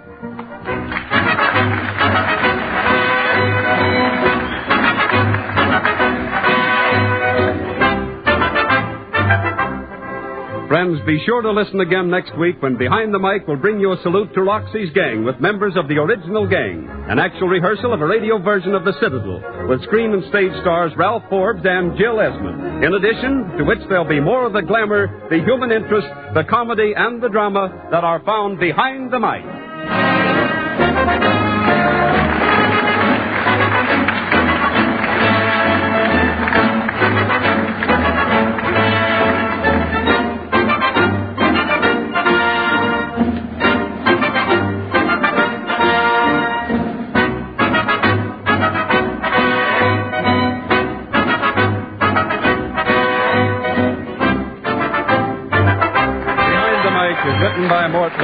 Original music composed and conducted by Ernie Watson.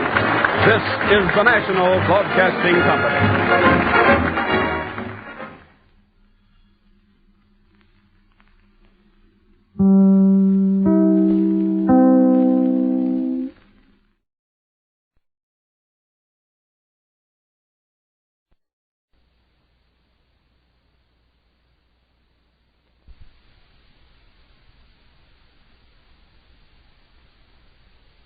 You are aware of the plot to overthrow Christmas, which has been going on for some time now. In fact, Norman Corwin wrote a play called The Plot to Overthrow Christmas, which has been broadcast on CBS for 3 years. Tonight, you will hear it again. This presentation is by way of a Christmas gift from CBS to its listeners on the principle that the best presents you can give your friends are the things you want for yourself. We wish you good cheer and ask you to follow the unraveling of The Plot to Overthrow Christmas by Norman Corwin.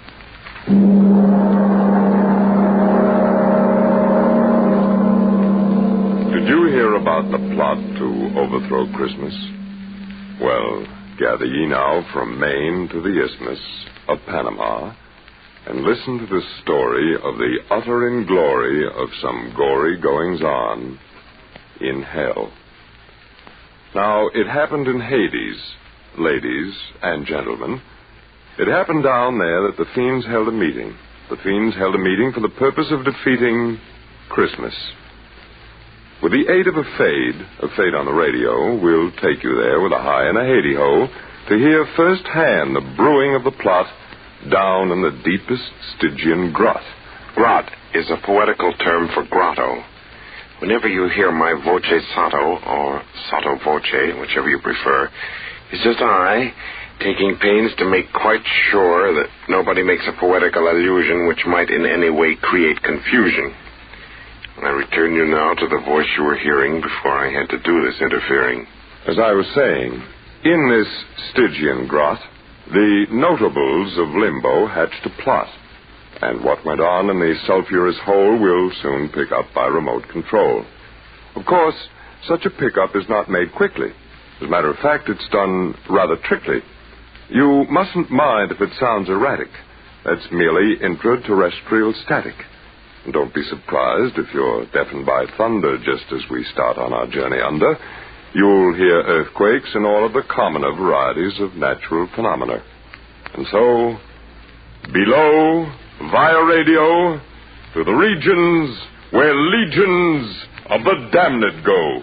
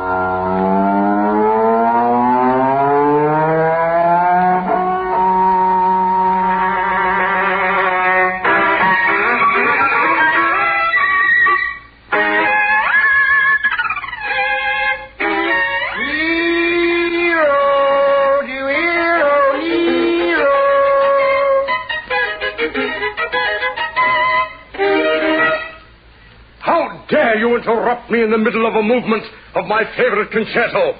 You should look to the improvement of your manners. Sir, if you please, my apologies.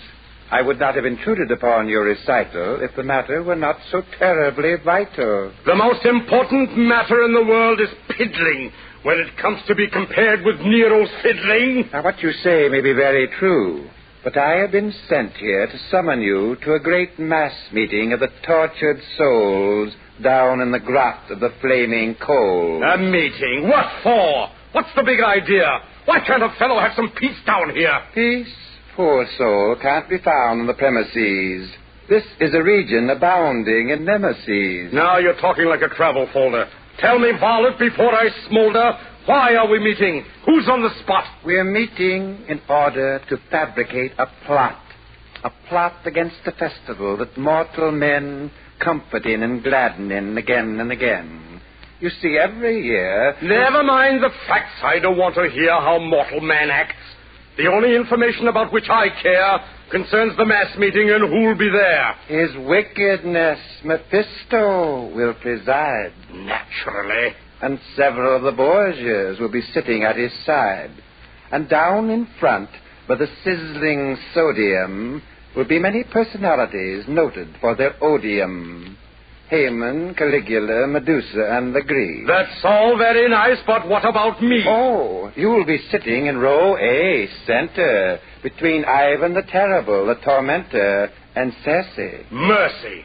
Why, they're both deranged. Do you wish me to see if your seat can be changed? Yes, if you will, please. Taste comes first, even though a soul may be eternally cursed. Righto. See you at the meeting, then? Yes.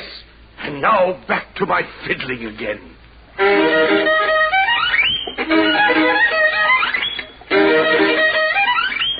This is I, the sotto voce person. It should have been explained that Nero's rehearsing for nothing in particular. He's just that way. While hell's fires burn, he likes to play. Makes it feel a little more at home. It's just an avocation he picked up in Rome.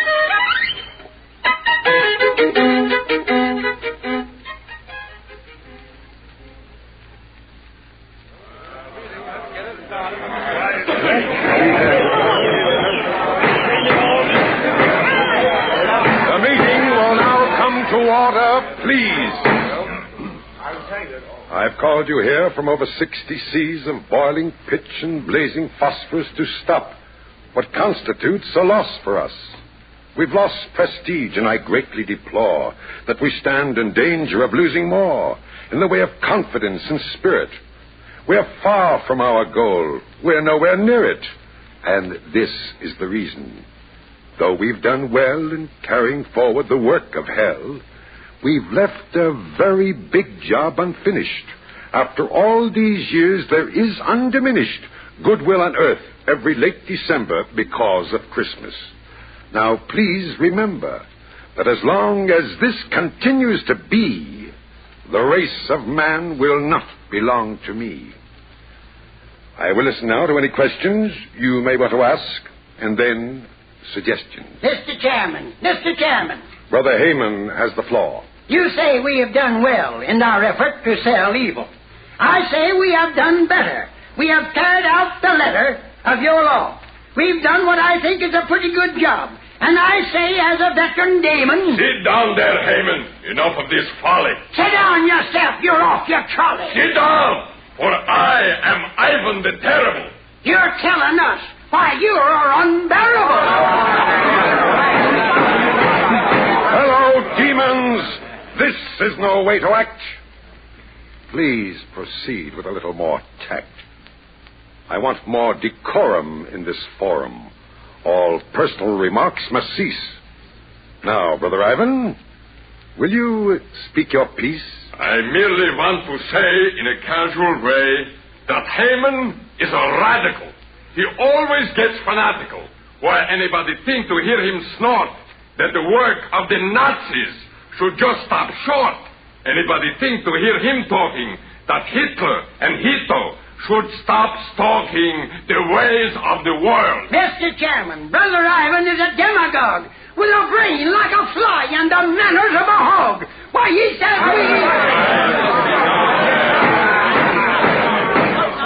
Now that's enough. We will hear from others.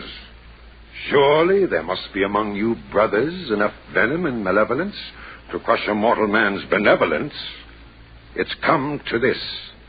Are we going to let a little holiday like Christmas get the better of us all down here below? No. Very well then, sirs. Very well. Let's go. Let's lay down our plans now to overthrow this Christmas business and all that guff of holly and mistletoe and stuff.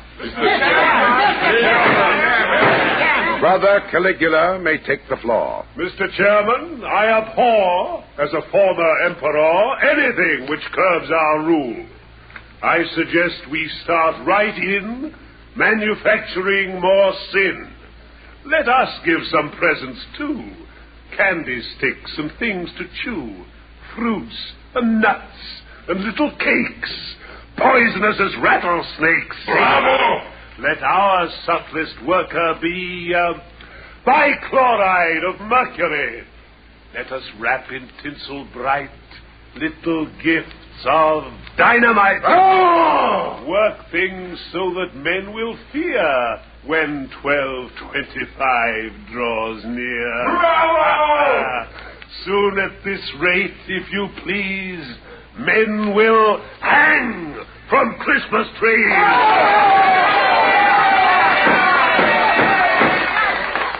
My dear Caligula, permit the chair to say that we think you've got something there.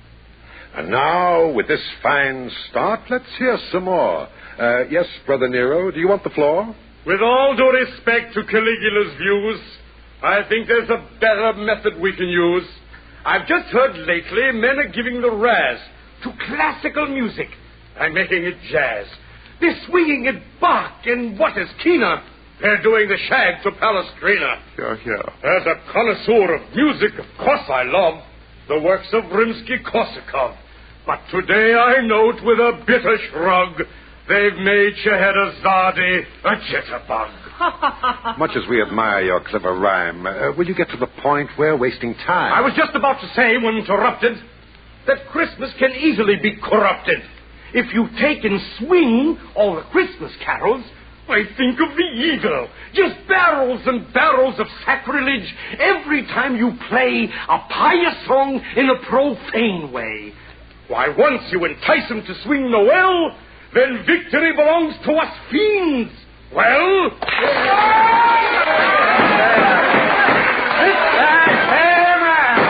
Mr. Legree. I'd like to say that it seems to me that you all's barking up a coonless tree. I think Mr. Nero's made a wrong guess. The way to go about it is to get in Congress and bribe a bunch of senators who know their oaths and just make a purchase of a block of votes. And then they can legislate a situation where they rule old Christmas right out of the nation.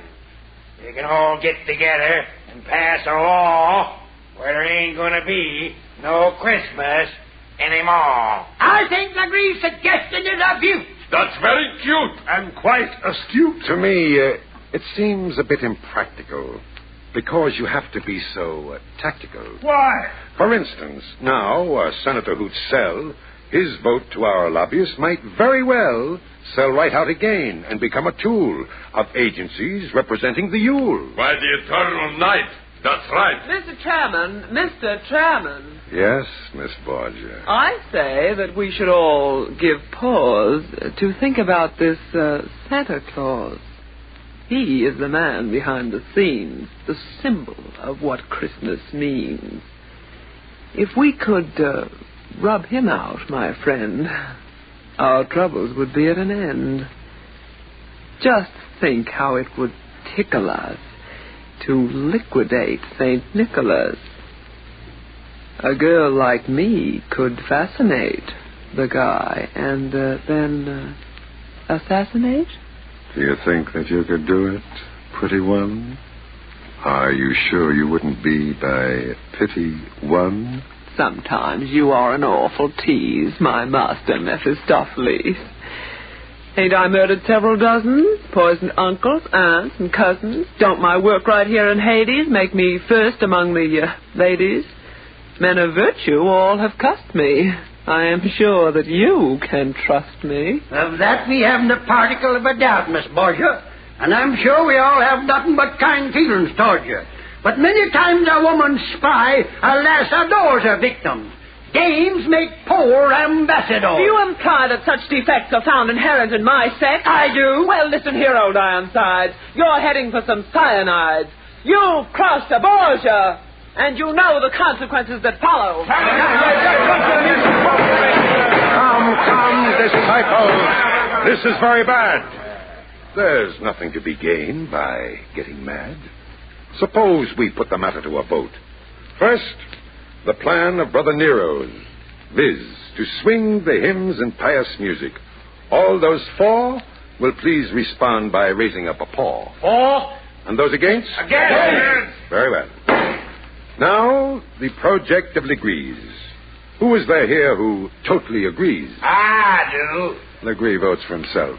And those opposed? Opposed! And now, all those who favor Borgia's cause, it being to eliminate Santa Claus. Aye! And those opposed? It seems the women have a way for them. At least they've carried the day with them. The motion's carried. And now we'll decide which one of us will take Nick for a ride. We'll all draw lots and thus settle the moot point of who will be sent to execute. This is your old friend Sotto Voce, visiting down where it's eternal noche. Noche is Spanish for night, you know. Merely a reference, just to show that English isn't all I have to go by. Oh, well. I guess I've missed my calling. I should have been a lobbyist. You see, I'm stalling to give them time to finish the voting. Let's see. The weather. Now I'm quoting the Daily Hellion. continued heat both overhead and under feet, fresh and moderate gases blowing up to gale force and then going north by westerly, light showers of brimstone toward the evening hours. That's all it says here. I'm not fibbing. How am I doing with my ad-libbing? This is a thing a gabbard have fun with. Say, the drawing should soon be done with. We expect the results at any moment now. As soon as...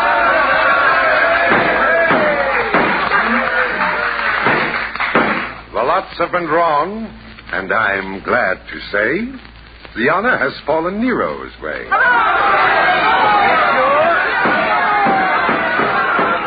Now, Nero, you are charged with a great task.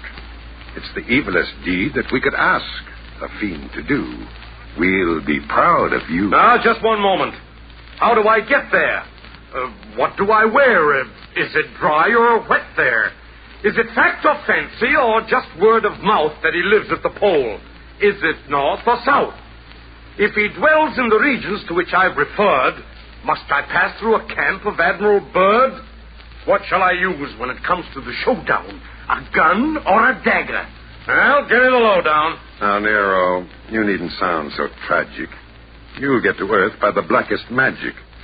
To create an express elevator is simple for an expert spell creator. With a lot of pyrotechnic dazzle, we'll let you off on a hill in Basel, Switzerland. From there, you will make your way to the Arctic Circle, then break your way through ice with a blowtorch. After a while, you are bound to reach Santa's domicile. And once you get there, oh, my dear Nero, all of our work will have gone for zero. If you don't succeed in your assignment, a disadvantage of our confinement. In limbo is the fact that we only get one chance in all the eternal roulette of circumstance. I know. If at first we don't succeed, we can try again. But there is no need, because nothing will come of it. Meaning no offense, do you mind if I take my departure hence? That, my friends, was a big brass gong. It's used in this story right along to indicate that we're about to travel to points where the plot will further unravel. And now, if Ambassador Nero elects, we'll have another spot of sound effects.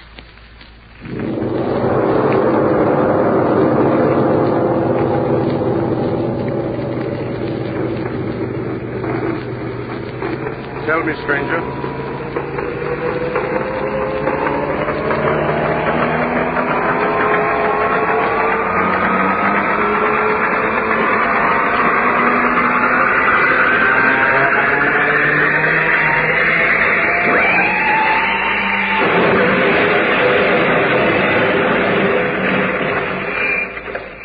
Is this Basel, Switzerland, or is it already Donner and Blitzerland? Donner und Blitzenland, 5,000 miles away. Thank you, mister. Good day. Tell me, stranger, I've been walking inland for weeks. Where am I now? In Finland.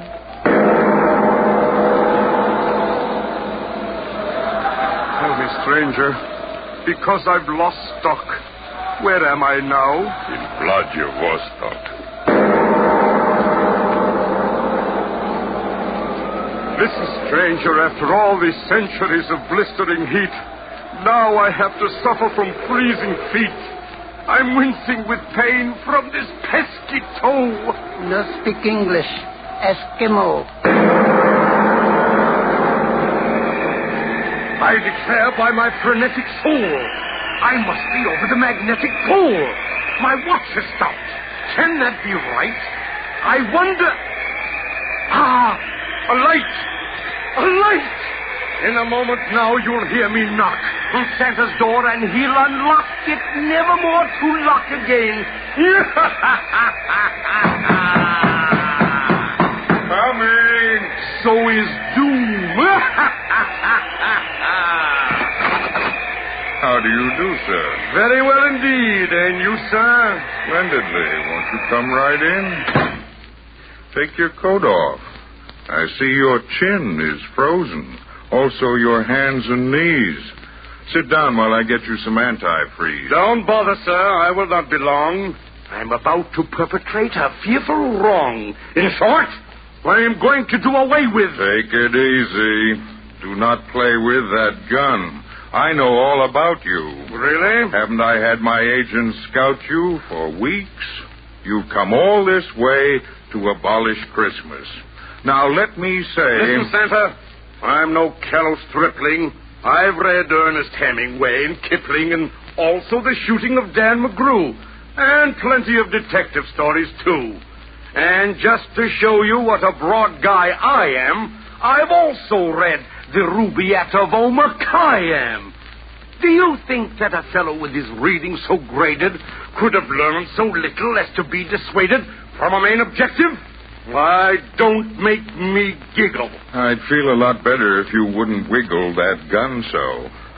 Much as I'm impressed with your education, I honestly believe that a figure of your station should have given more thought to the ways of man and less devotion to the cult of Pan. By others, no doubt your wisdom may be prized, but I didn't come here to be criticized. In fact, I came to dispatch a duty. So don't hand me any of this tutti-frutti. If you've any last words you want to say, then spill them. I haven't got all day. Now, what's the rush?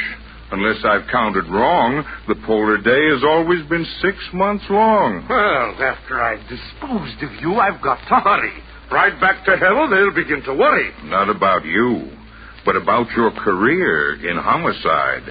Do you think that the mere loss of you would make them hysterical?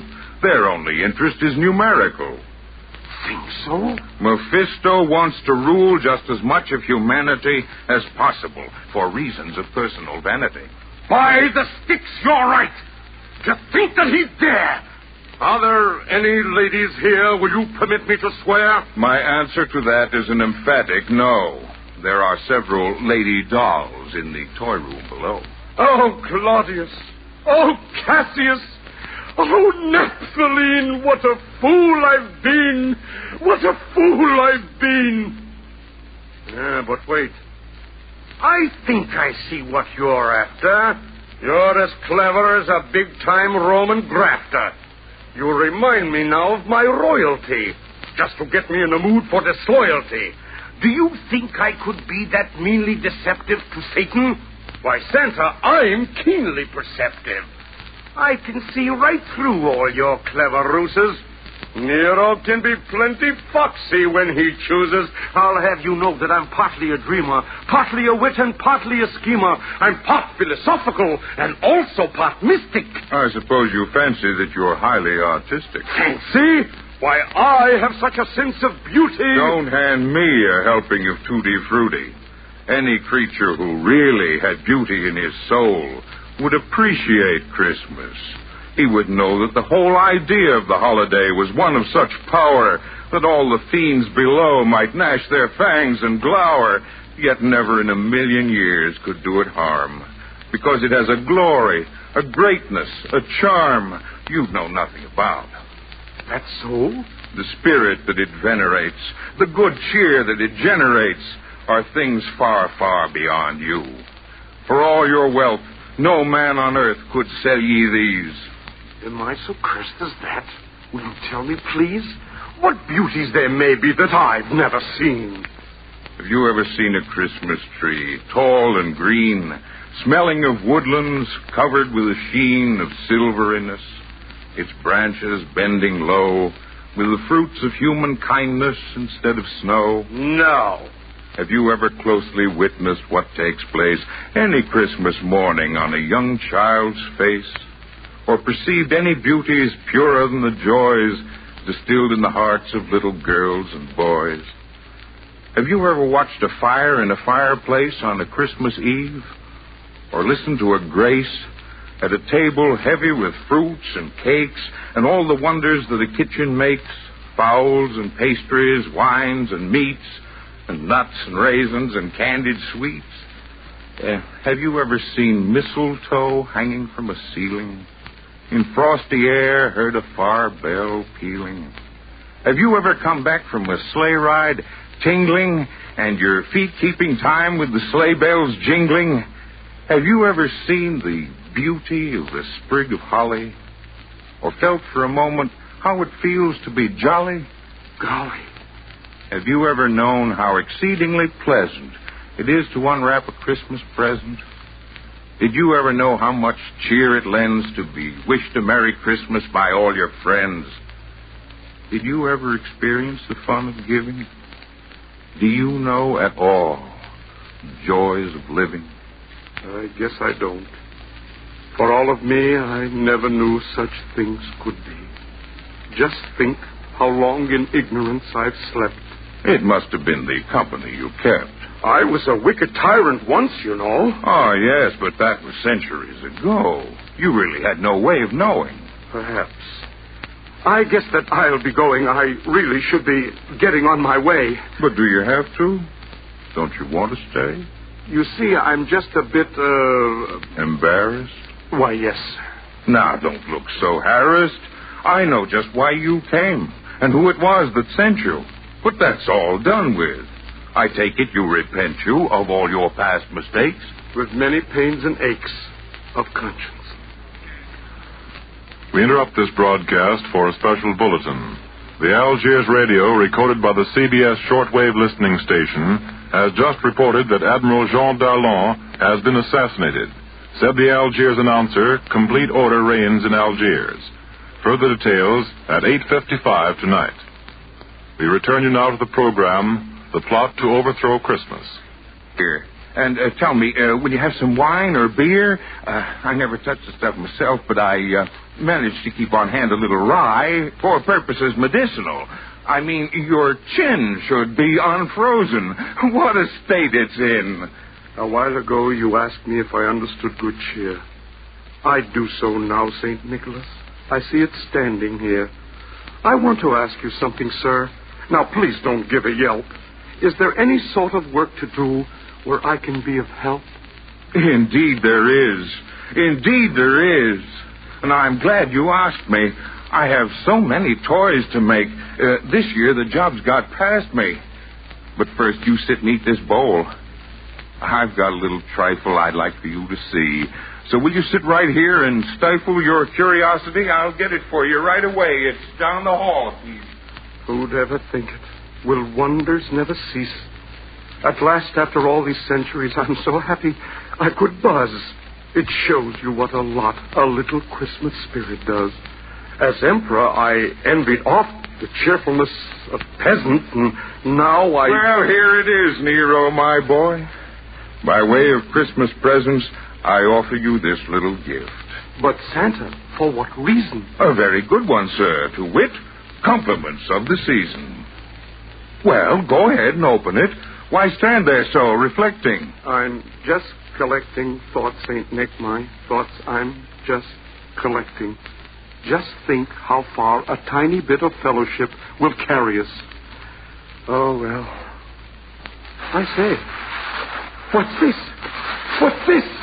It is the Stradivarius. Oh, thank you. Thanks a million times. I don't know what to say to you. I'll tell you what I'll do, St. Nick. I'll start right in and play for you. I'll play all night and day for you. Fine, here's some music. I'm sure you'll play it well. It's a little piece entitled Noel, Noel.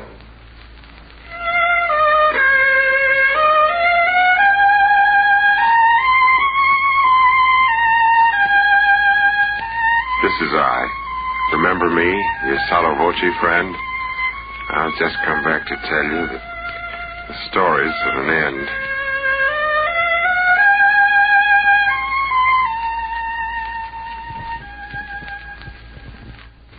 Once again, the plot to overthrow Christmas has been foiled. 1 year ago today, none of us knew whether on December 24th, 1942, we could do such a broadcast as the Norman Corwin holiday play you've just heard. However, we could and we did. And we rather think that the plot to overthrow Christmas will be thwarted again in 1943. Ronald Coleman, Nelson Eddy.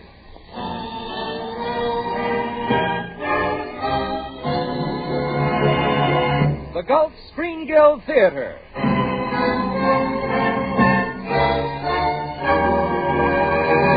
Your host, the director of the Star's own theater, Roger Pryor.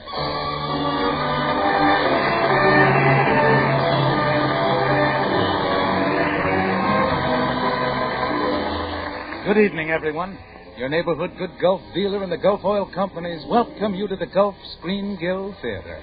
And we hope your entire family and all your friends are listening. Because tonight, the Gulf Theater brings you Nelson Eddy and Ronald Coleman in a special Christmas broadcast. Christmas has always been rich in legend and story. And this evening, we bring you one of the most beautiful Christmas legends of all time. It was given to literature by Anatole France. Its name, The Juggler of Notre Dame. You know, folks, tonight is the 400th consecutive Sunday evening on which the Gulf Oil Companies have presented a program of entertainment for your enjoyment. Starting with America's beloved Will Rogers, the makers of Gulf No-Nox gasoline and Gulf Pride motor oil have brought you a most unusual series of famous stars. We are proud of this record. It's one of the longest in the history of radio broadcasting. And we're proud that in presenting our present program, the Gulf Screen Guild Theater, we're able not only to bring you more grand radio entertainment, but also to help in the fine work of the Motion Picture Relief Fund. The money Gulf pays for the famous talent on these programs is used to help those members of the picture industry who can no longer care for themselves, to build a home for the many who would otherwise be homeless. That's why we, here in Hollywood, consider the Gulf Theater the Star's own theater, and why all the stars are so glad to appear on these programs.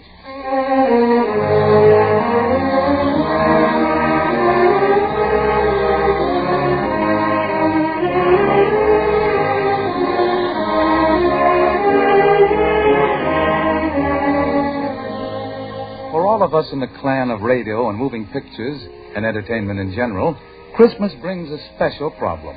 How can we celebrate the greatest of all festivals in a reverent, yet original manner? How can we discover a new Christmas idea for our program? This year we're in luck. For this year, right into our laps has fallen what many of us believe to be one of the richest Christmas plums of all, a great and dramatic legend out of the Middle Ages, a great and beloved singer to color it with music, and a screen star celebrated for his brilliant reading ability to spread it all out before you. Ronald Coleman is here to bring you the story of the Juggler of Notre Dame. Nelson Eddy to sing the role of the kindly monk who befriends the poor juggler. The musical background will be painted by Oscar Bradley's augmented Gulf Orchestra with Frank Tours conducting. And now, Nelson Eddy is the singing monk, Ronald Coleman is the storyteller, and our special adaptation of Anatole France's beautiful tale, The Juggler of Notre Dame.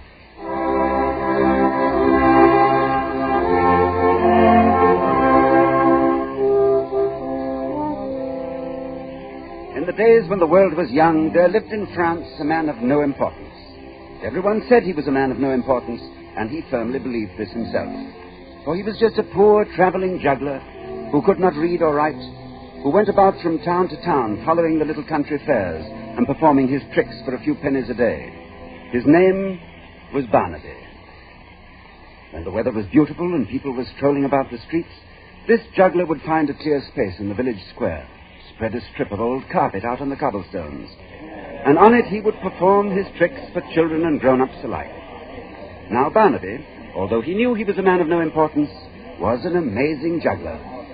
First, he would only balance a tin plate on the tip of his nose. Then, when the crowd had collected, he would stand on his hands and juggle 6 golden balls in the air at the same time, catching them with his feet. And sometimes, when he would juggle 12 sharp knives in the air, the villagers would be so delighted that a rain of pennies would fall on his strip of carpet. And when his day's work was over, and he was wearily resting his aching muscles, Barnaby would collect the pennies in his hat, kneel down reverently, and thank God for the gift. Always the people would laugh at his simplicity, and everyone would agree that Barnaby would never amount to anything. But all this is about the happy days in Barnaby's life, the springtime days, when people were willing to toss a penny to a poor juggler. For when winter came, Barnaby had to wrap his juggling equipment up in the carpet and trudge along the roads begging a night's lodging in farmers' barns or entertaining the servants of some rich nobleman to earn a meal.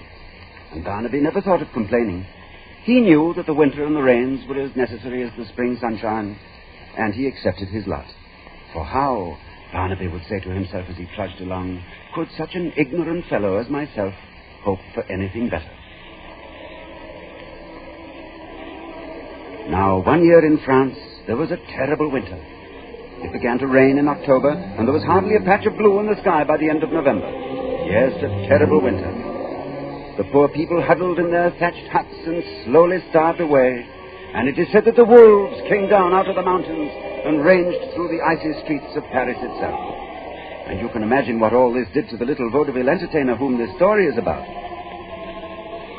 On an evening in early December, at the end of a dreary, wet day, poor Barnaby trudged along a winding country road, sad and bent, carrying under his arm the golden balls and knives wrapped up in his old carpet.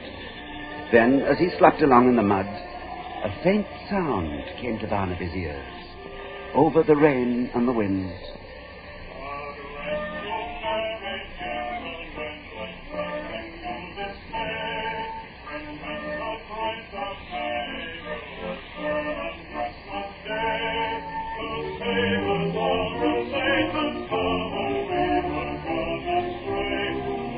Someone was coming up the road, and in spite of the storm, was singing as happily as if it were a day in June. Barnaby stopped and listened, with the rain running down to the tip of his short little nose.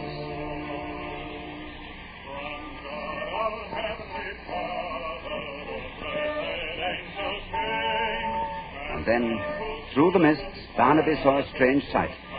Coming slowly around a bend in the road was a fat white mule, and on the mule's back, with his legs sticking almost straight out on each side, was a young monk. Now and then the young monk would bang the mule's side with his heel, and then go on singing into the storm with all his might.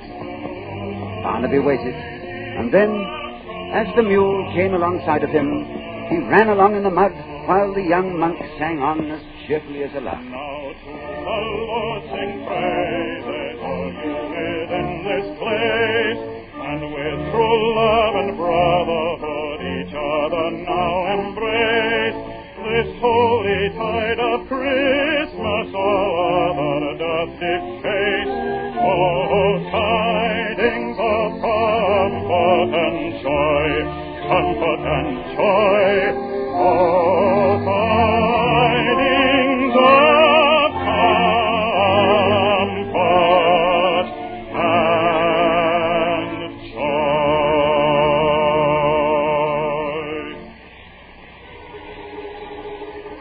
All of a sudden, the monk stopped, looked down, and there was Barnaby, hopping along near the mule's tail, staring at him. The monk smiled at him and called, "It's going to be a cold night, brother Juggler." And Barnaby said, his teeth chattering, Yes, indeed, sir, very cold indeed." "Well," shouted the monk, "how would you like to spend the night at the monastery?" "Oh," said Barnaby, "if I could only earn my lodging. But would they let an ignorant fellow like myself enter such a holy place?" The monk laughed. "Ignorant? Hop on behind me, on the mule, friend. And the three of us, you and the mule and I, will soon be warm as toast. For are we not all ignorant compared to God?"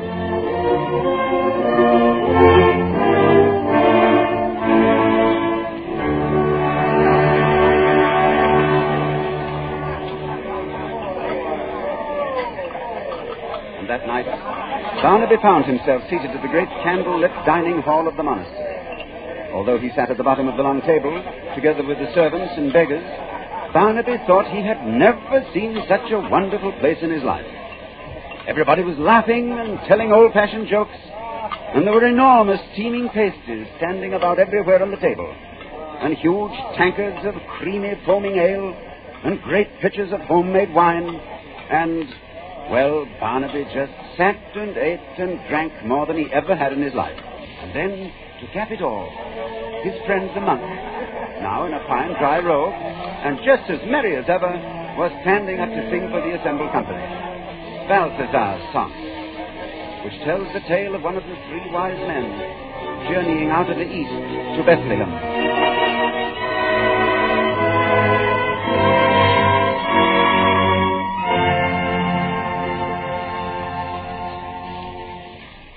The longest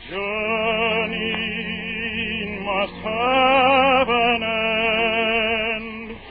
And yet for days I've traveled all the desert, with naught to guide me save one brilliant star.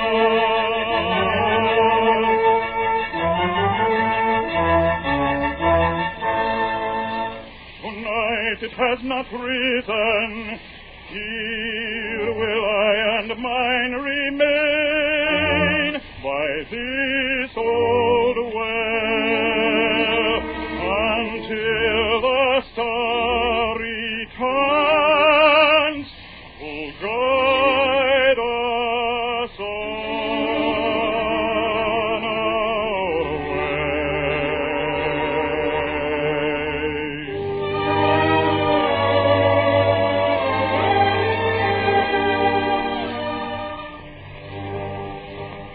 our night is dark and all is drear around me.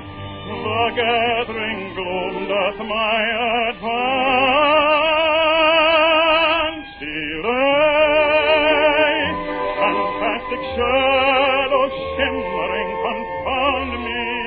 Fantastic shadows shimmering confound me. Without a guide I sure must lose my way. Without a guide I sure must lose my way. The night is dark and all is drear around me. Without a guide I sure must lose my way. Without a guide I sure must lose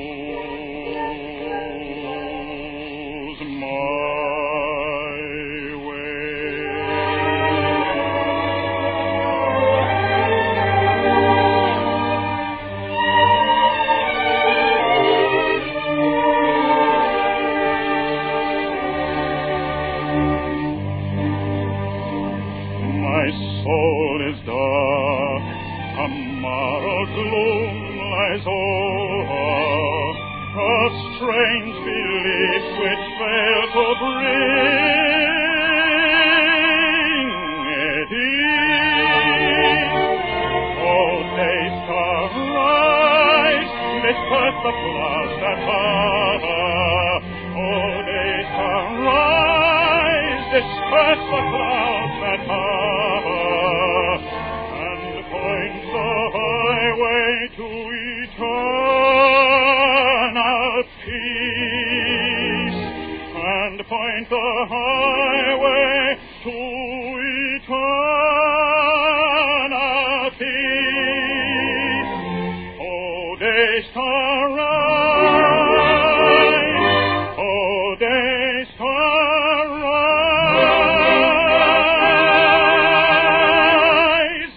And point the highway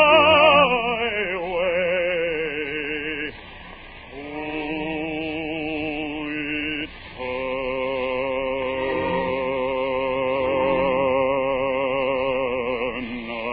eternal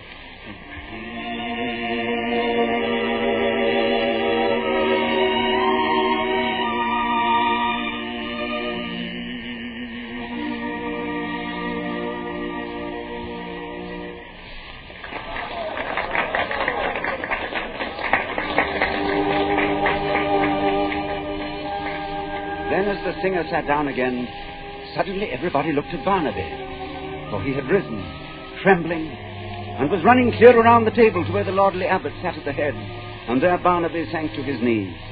Father, grant my prayer. Let me stay in this wonderful place and work for you. I cannot hope to become one of you. I am too ignorant. But let me work in the kitchen and the field and worship in the chapel. The monk who had met Barnaby on the road turned to the abbot. This is a good man, simple and pure of heart. So the abbot nodded. And Barnaby that night put his juggling equipment under the cot in his cell and decided that never again would he go back to his old profession. And in the days that followed, Everyone smiled at the eager way he scrubbed the floors and labored through the buildings, and everyone smiled at his simplicity. As for Barnaby, his face beamed with happiness from morning until night. Until 2 weeks before Christmas. Then Barnaby's joy suddenly turned to misery. For around him he saw every man preparing a wonderful gift to place in the chapel on Christmas. The leader of the monks had written a scholarly book in Latin, which he was going to dedicate to God on Christmas Day. Then there was Brother Maurice, who had the art of illuminating copies of the Bible. With gold and silver and rare enamels, he would place exquisite miniature paintings on the corner of each page. And Brother Marbode was completing a marvelous statue of Christ. This fine artist spent all his days in carving images in stone, so that his beard, his eyebrows, and hair were always white with stone dust. And this Christmas, he was completing one of his most inspiring works. Then there was Brother Ambrose, who wrote music, and who had completed scoring a great mass to be played on the organ during Christmas services. And Brother Joseph, who had trained the choir for weeks in an arrangement of chorales.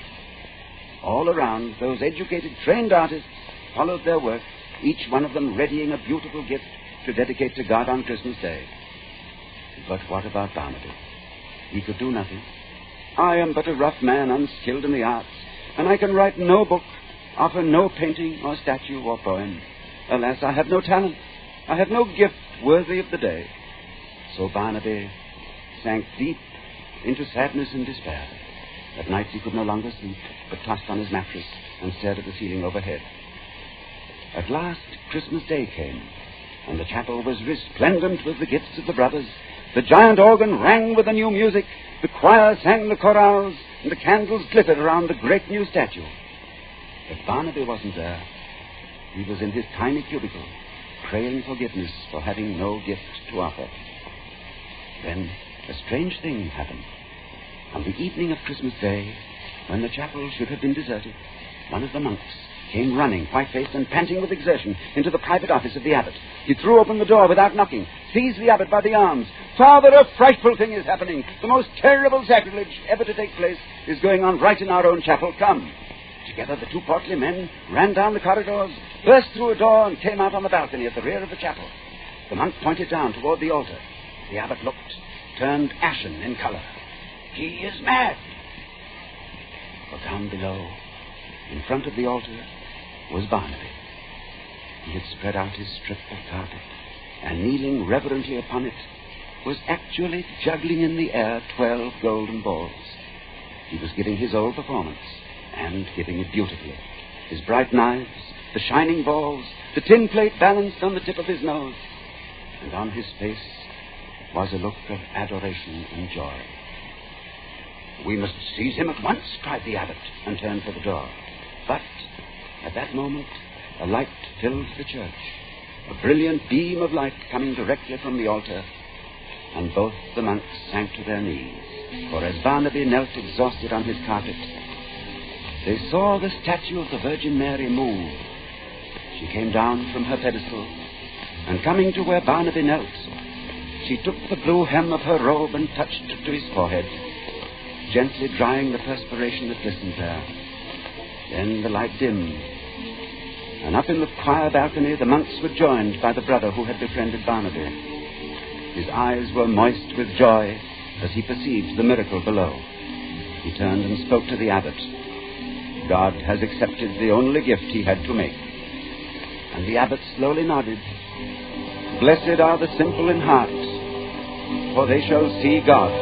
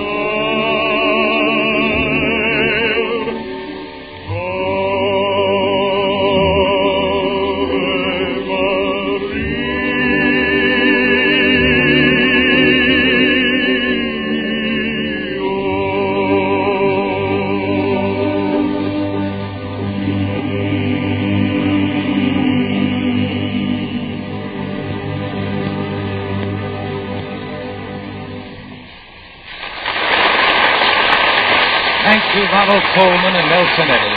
And thanks to John Nesbitt, the noted MGM commentator, for his truly splendid radio adaptation of The Juggler of Notre Dame. You know, folks, not far from your home, no matter where you live, there's a neighbor who wants to wish you a Merry Christmas. He's your good golf dealer. And since he can't go round and see every one of you personally during the next 2 days, I'll just have to speak for him. And for the thousands of good golf dealers from Maine to Texas. Almost everywhere you drive, you'll find helpful, friendly, good golf dealers. Independent merchants who are proud to offer you quality gasoline and motor oil under the sign of the Gulf Orange Disc. So for them, and especially for the good golf dealer round the corner from you, let me say Merry Christmas and a Happy New Year. And to convey that same wish to you in music, here is Nelson Eddy, singing one of the most thrilling of all religious compositions, the Lord's Prayer. When Nelson sang it on our Gulf Christmas program last year, so many of your letters came in from all over the country that we decided to repeat the number. So again, this Christmas we present, as we have in the past and as we hope to do for many years in the future, Nelson Eddy, the choir and the orchestra, and the Lord's Prayer.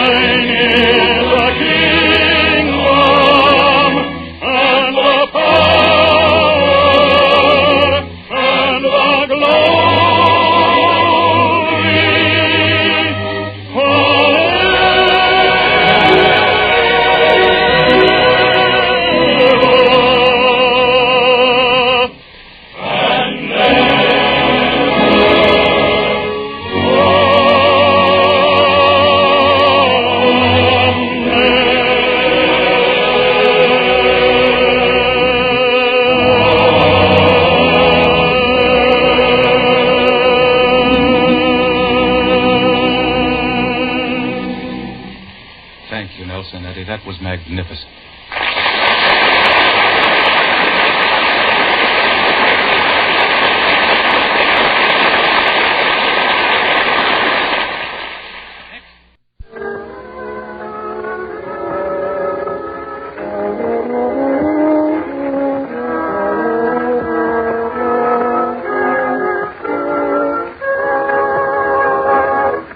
just a moment, we will rejoin Sherlock Holmes and find out if his prophecy is correct.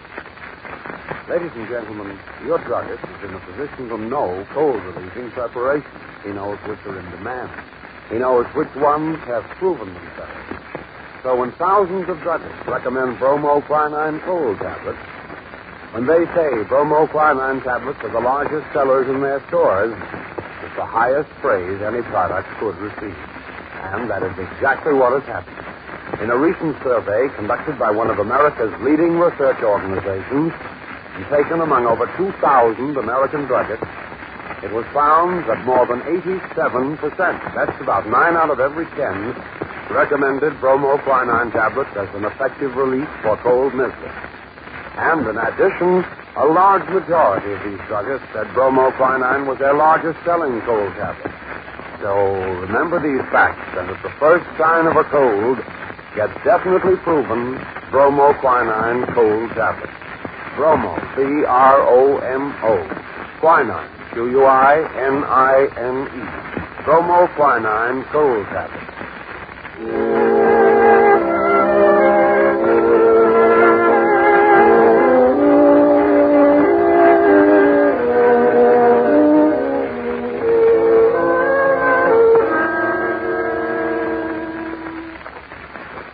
Come on, Watson, walk a little faster.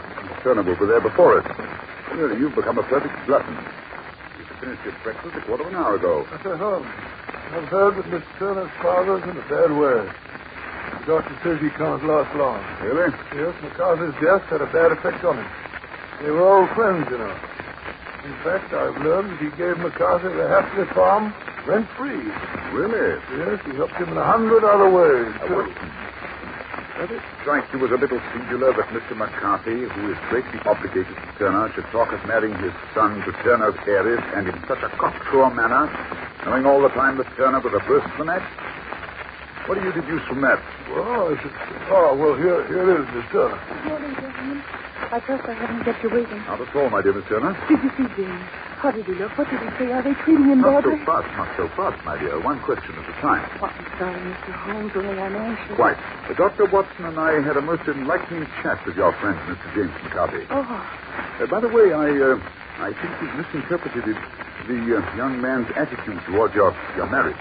Mr. Holmes, do you think... does he really? Yes, indeed. Well, that's a matter I'm sure that he would rather discuss with you himself after he's released from prison. In the meantime, suppose we get on with our sleuthing. This is the house, Mr. Holmes. Just past some pool over there. And these are the woods between the streams. Yeah, Holmes, just listen to that wind and those pines. How gloomy they look. Yes, Dr. Watson. The whole place seems to have taken on a sinister aspect since Mr. McCarthy's death. What did the police go into the pool for? They fished about with a rake for the weapons. But how did you know? Footmarks vanishing into the reef and coming out again. Bah! They seemed like a herd of buffalo and wallowed all over the place. They blotted out all tracks that there might have been around the body. No. Wait a minute. Here are 3 separate sets of tracks belonging to the same foot. Just a minute so I can smell into it. As I thought. They're young McCarthy's feet. Twice he was walking, and once he ran swiftly so that the soles are deeply marked and the heels hardly visible. That corroborates that part of his story. Yes. Here are the father's feet as he paces up and down. What's this? Ah, yes. The butt of the gun as the son stood talking. And this. What have we here? Tiptoes, square-toed, hear me, quite unusual boots. They come, they go, they come again. Of course, that was the cloak. Where do they lead us? Yes, behind this tree. Mr. Holmes, why are you crawling about among those leaves and dried sticks? What's that powder you're putting into an envelope? Evidence, my dear Watson. Evidence. And last but not least, this stone, this large, jagged stone. Take a look at it, Watson. It looks like any other stone to me, Holmes. But not to me, Watson, not to me. This is the stone with which the murder was done. What? How do you know? The grass was growing under it. It's only been there a few days. Well, that is the end of our investigation. We shall be able to leave for London by the evening train. You've discovered the murderer? Decidedly. But come, it's almost time for lunch. We mustn't detain Miss Turner any longer. Goodbye, then, Mr. Holmes. Goodbye, Mr. Turner. Dr. Watson. I think I may promise you that everything will turn out for the best.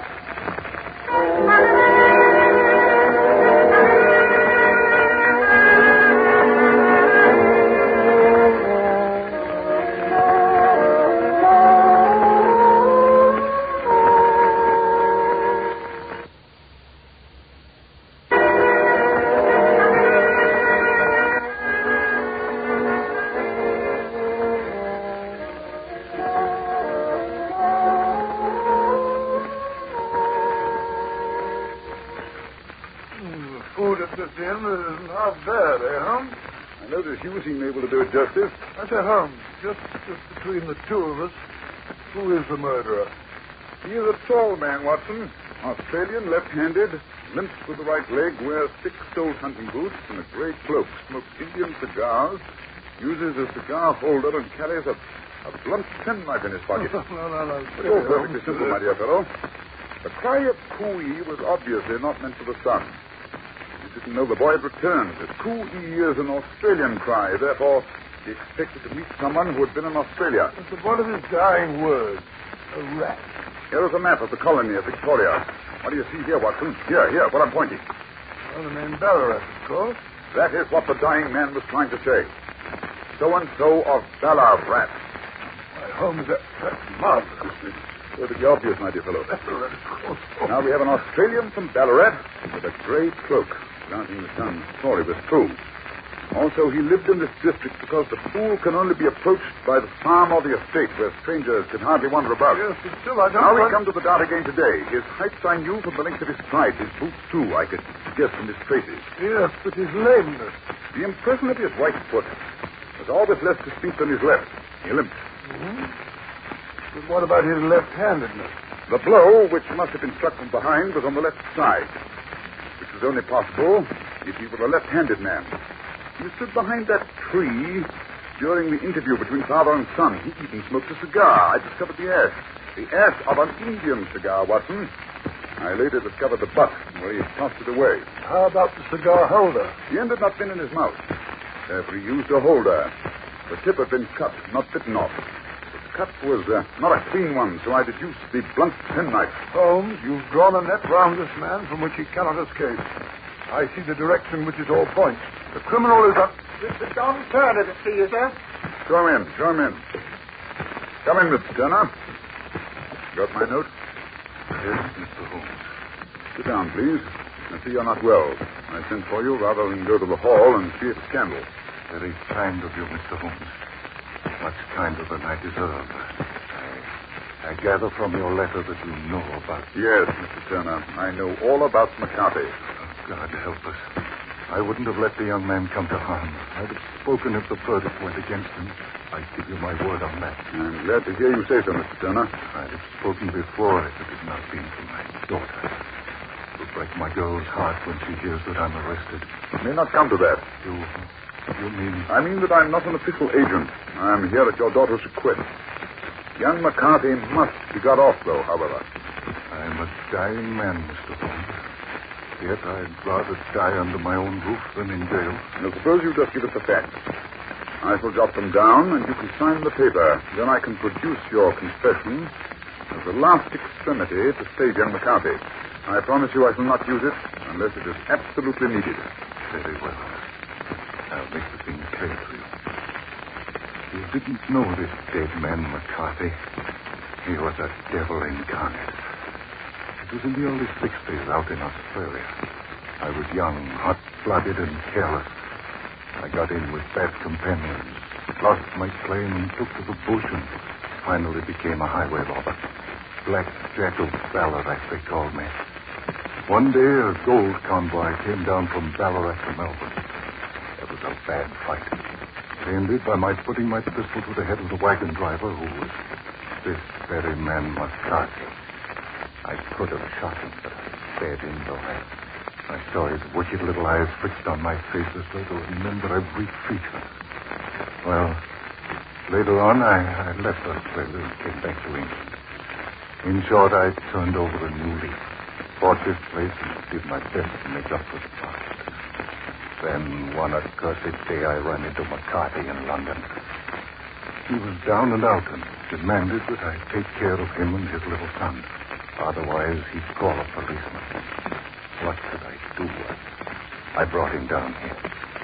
He's bled me for nearly 20 years until this talk of marriage came along. Then I rebelled. I refused to have my Alice's bullied into anything like that. Well, we were to meet at the pool to talk it over. I overheard his nasty conversation to his son, and I saw that. My own life would soon be over. What did I to lose? I must save my good name and my girl. I must silence that foul tongue. I did it. I'd do it again. That's the true story, gentlemen. Give me the pen and I'll sign. Here you are. I will keep this confession. If McCarthy is condemned, I shall be forced to use it. If not, whether you be alive or dead, your secret shall be safe with us. Thank you, gentlemen. Goodbye, and God bless you. A cruel, cruel fate, Watson. Yes, indeed. And yet who are we to judge? Yes, who knows? There, but for the grace of God, goes Sherlock Holmes.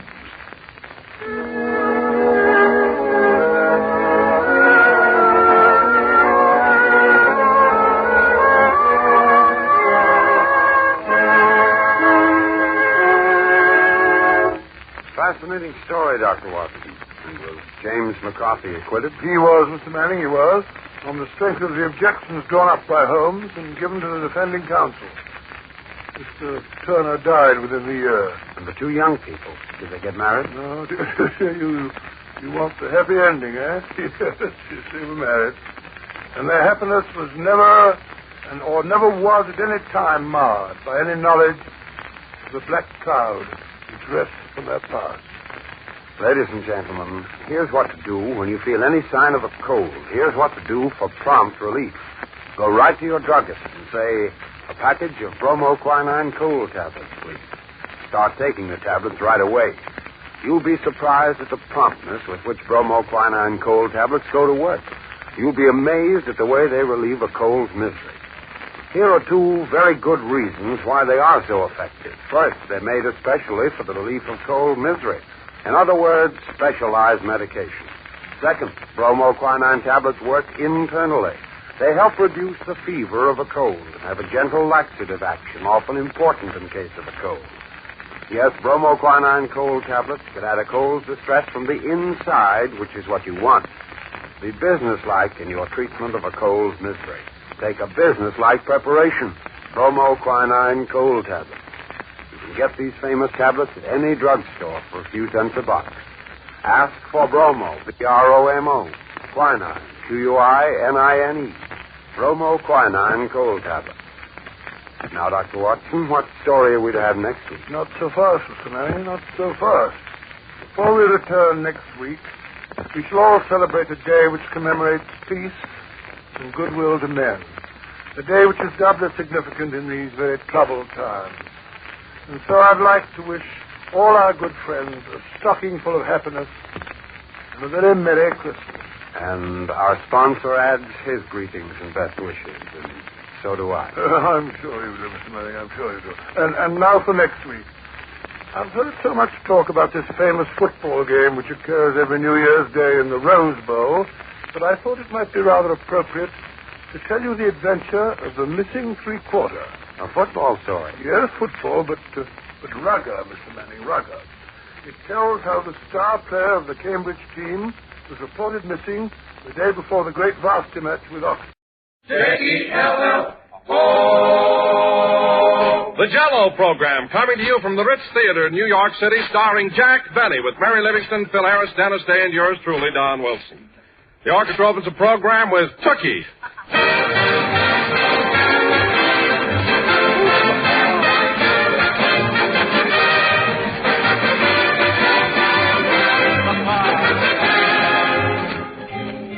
You know, friends, a lovely shimmering mold of Jell-O on the table has a wonderful way of lending luster to a meal, just as Christmas trees and candles, tinsel and holly lend their own special gaiety to this merriest of merry seasons.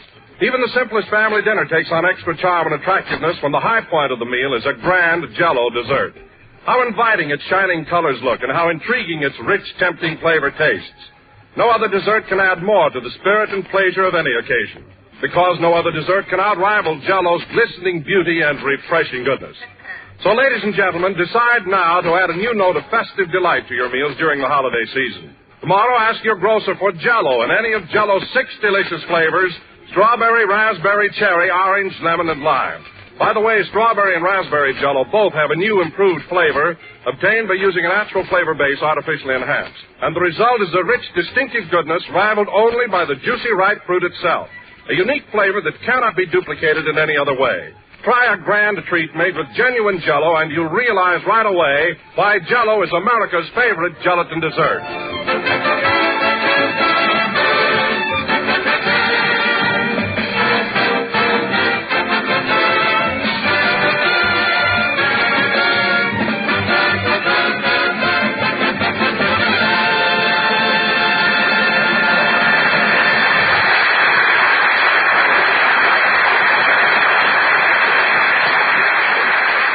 Was Tookie, played by the orchestra. And now, ladies and gentlemen, there being just 2 more shopping days till Christmas, we bring you that fugitive from Gimbel's basement, Jack Benny.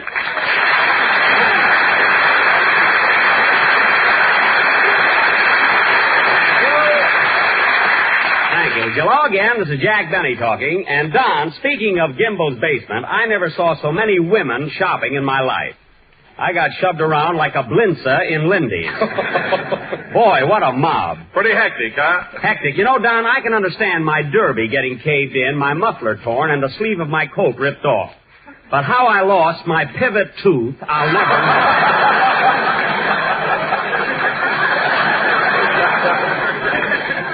That was really an experience. Oh, I can just imagine what you must have gone through. You know, a funny thing about women, Don, all year long they're so helpless. You have to open the door for them. They can't light their own cigarettes. They cling to your arm as you walk down the street. They're as delicate as butterflies. And then, about 2 weeks before Christmas, a mad glint comes into their eyes. And with an umbrella for gouging and a handbag for slugging, off they go. Come on, girls, let's mangle the mail. That's their battle cry. Well, Jack, women are a little excitable when they're shopping around Christmas time, but I don't think they're as tough as you say. Oh, you don't, eh? Don, I was in Macy's yesterday afternoon, and a little gray-haired lady, couldn't have been over 5 feet tall, put down her cane and yanked a washing machine right out of my arm. I tried to get it back, and she kicked my hat off. Imagine. My goodness, Jack, you don't mean to say that the little old lady took a big washing machine away from you. Don, I wouldn't have minded that so much, but it was a demonstrator. I'll probably never get my laundry back. That was my own fault, I guess, for waiting so long to shop. Oh, hello, Mary. Hello, Doll. Doll? Well, look who's so affectionate around Christmas. You're certainly giving out with that soft soap. Oh, no, I'm not, Jack. You're not, eh? Then why did you call me Doll? Because your hair is glued on.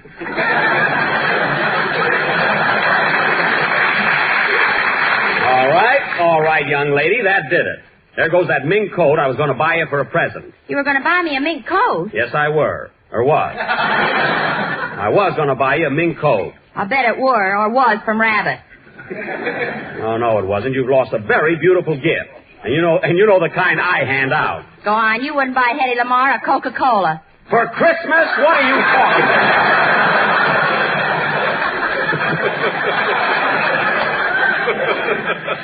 Let me tell you something, Mary. A girl like Hetty Lamar could make a playboy out of me. I'd buy her quarts of bubbling champagne. You'd buy cider and put an Alka-Seltzer in it. All right, keep it up. There goes Don's Christmas present, too. Hey, wait a minute, Jack. I didn't say anything. Oh, pardon me. I got a little mixed up there. Watch out, Don. He's laying for you. No, I wouldn't forget about Don's present, not after the way he laughed at the premiere last Tuesday night. How'd you like the picture, Don? Oh, I really enjoyed it, Jack. I got a big kick out of it. I laughed like anything. Sorry, Mary. The mink coat is over the dam. Anyway, Don, now that you've seen Love Thy Neighbor, what do you think of Fred Allen in it? Well, to tell you the truth, Jack... I mean, don't you feel that I get much bigger laughs than he does? Well, to tell you the truth, Jack, I think you're very good in the picture, and so is Allen. The honors are equally distributed. Oh. Oh, I see. Oh. Mary. Then, Don, in your fat-headed opinion, you think Allen goes over as good as I do? Exactly. You both have a lot to do in the picture, you both photograph well, and you both get big laughs. Well, we both don't pay your salary, so start leaning my way.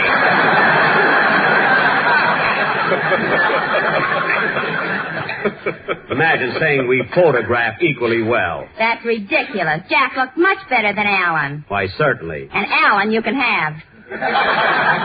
Mary, one more crack out of you, and you'll be saying, "Oh, my goodness, I left my baby in the automat for Olson and Johnson." Remember that. Oh, hello, Phil. Hiya, Jackson. Well, old pal, you got nothing to worry about. I got your Christmas present bought, packed, and ready to hand over. Oh, so you've been shopping too, eh, Phil? You said it. All day yesterday. One store after another. Well, did the women kick you around much? Yeah, but I got it coming to me.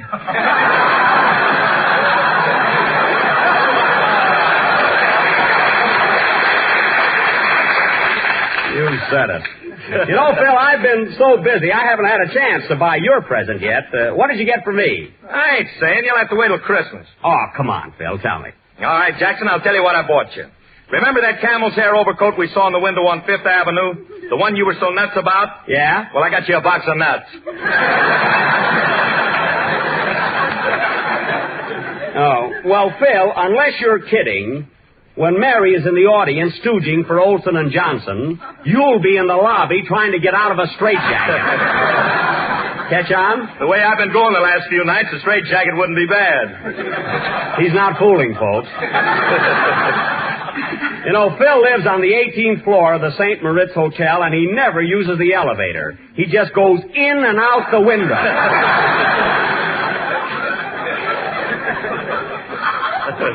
Now, Phil.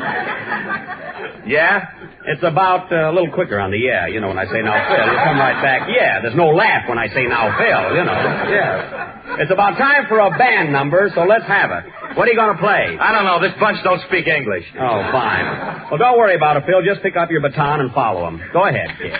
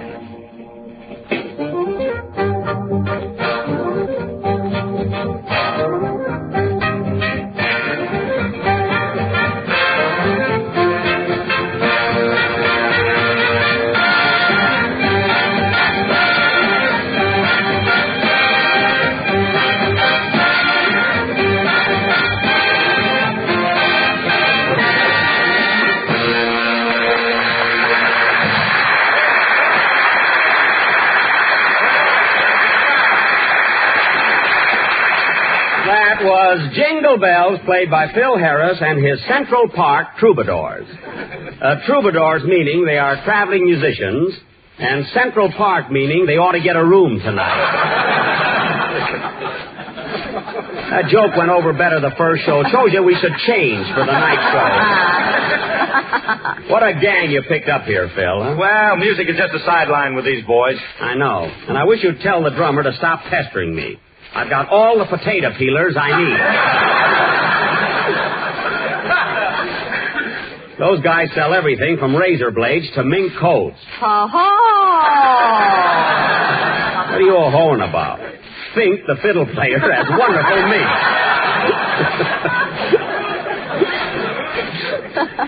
I saw him. Hello, Mr. Benny. Hello, Dennis. Boy, am I a wreck. Women, nothing but women.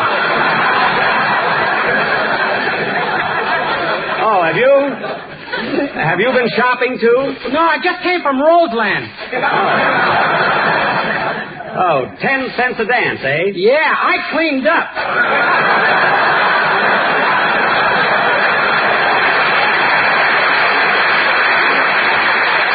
Say, Dennis, Dennis, I hear that you and Kenny Baker have been stepping out and seeing the town together. Is that right? Yeah, and you know what, Mr. Benny? What? The other night I made him pay for everything. I stuck him for $2.45. You did? Well, now, Dennis, that's not very nice. If Kenny is kind enough to show you a good time, the least you can do is go 50-50. Or better still, pay all the expenses yourself. It's all right to save money, Dennis, but there's nothing like being a good sport.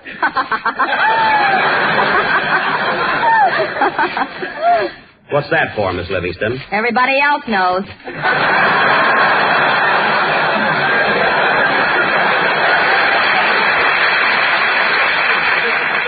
That's so. You see, Dennis, there's only one way to be popular. When you're out with a fella and he reaches for the check, you take it first. And if he should pick it up, you grab it right out of his hand. Grab it. I can't stand this. Mary, come back here. Okay. What's the matter with you? Dennis is just a kid, and while he's still young, he's got to be taught how to conduct himself in public and not be a cheapskate. I don't understand you, Mr. Benny. Oh, you don't?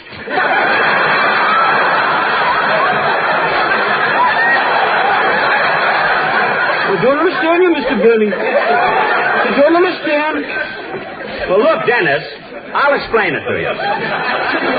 Dennis, we'll go out for a bite to eat after the broadcast, and I'll show you what I mean. I'll pick up the check, and you take it away from me. See? Then I'll take it away from you, and then you take it away from me. Then what? That's all, Bub. Mary, I warned you. Cut it out, kid. Hey, Jackson. Yes, Phil? My band number's over, and I still got a lot of Christmas shopping to do. Do you mind if I run along? Why, no, Phil. In fact, I think I'll go with you. There are a lot of things I got to get myself. Don, you can take charge of the rest of the program, can't you? Oh, sure. Don't worry about it, Jack. Come on with us, Mary. I want you to help me pick out a few things. Okay, but don't embarrass me. I won't. You know, there's a swell store near my hotel, the Sherry Netherlands, where I can buy almost... Wait a minute. Answer the phone, Mary. Okay. Hello? Oh, Miss Livingston, this is Rochester. Oh, boy, are you going to get us? Jack, it's Rochester. Rochester.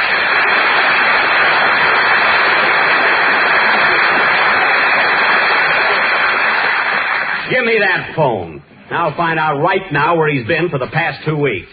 Hello? Oh, boss, what happened to you? Where you been?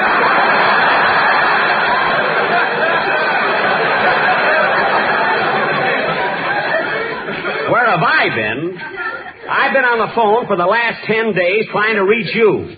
I called every hot spot in Harlem that's got a telephone. At the hot ones, you can't hear it ring.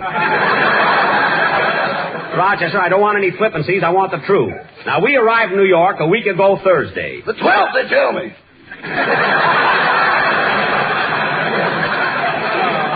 Yes, the 12th. It is now December 22nd, just 3 days before Christmas. Happy Yuletide, boss. Never mind that. What I want to know is what became of the time between December 12th when we got here and December 22nd, which is today. Well, on Friday the 13th, I was right up to the door of your hotel, ready to go to work. Uh-huh. And just as I was about to enter, a black cat ran across my path. I see. Well, couldn't you walk around the cat? I did and wound up at 125th Street.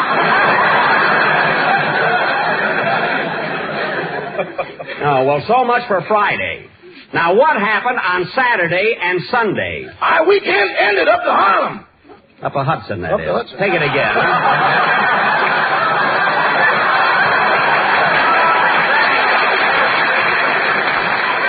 How did I know when he's on the other side of the telephone? Well, we'll get to Monday.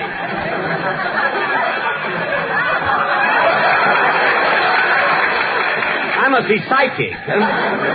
Then we'll get to Monday. After your weekend, Rochester, why didn't you call me at my hotel? I was so full of sherry I couldn't think of Netherlands.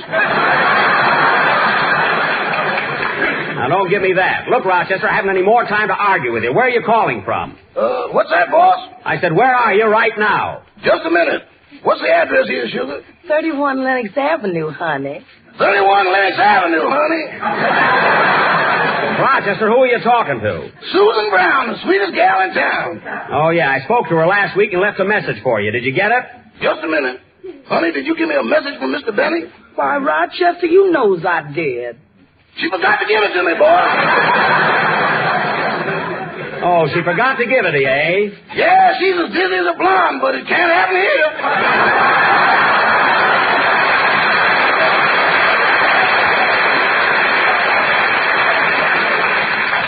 I see. Now, Rochester, I want you to go over to my hotel right away. That made up for the one you muffed.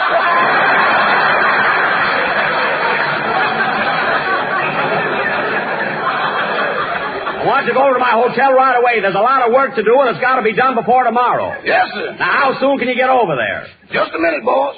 Say, Sugar, I don't think I'll be able to take you to the Savoy Ballroom tonight. Oh, that's all right, honey. I'll get somebody else. You better not get somebody else. I ain't going up there alone, Rochester. I want somebody to snuggle up to. You get somebody to snuggle up to, and it'll be your last snug. Rochester. And I do mean last. You threaten me, Shorty, and I'll cut them $9 out of your hip pocket.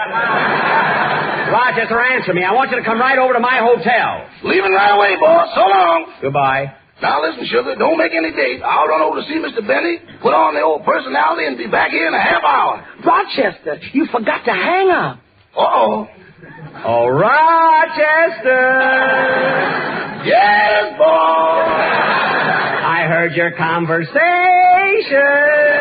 Don't you believe it? Get over here! Goodbye. And the same trouble with that guy every time I come to New York. Come on, Mary, let's go shopping while I'm mad. Yeah, that'll hold you down. Let's go, Phil. Right with you, Jackson. All right, Dennis, let's have your song.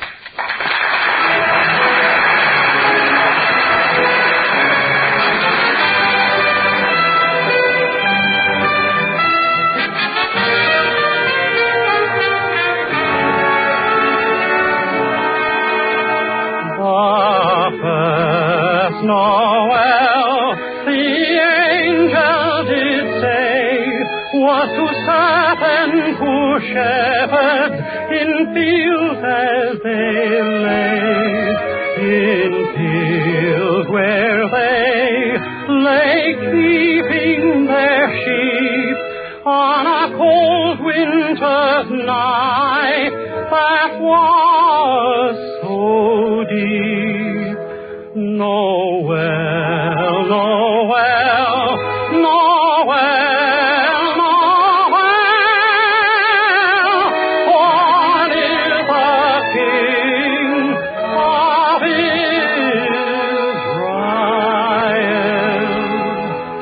Away the manger, no crib for his bed. Jesus laid down his sweet head. The stars in the heavens looked down where he lay. The little Lord Jesus asleep.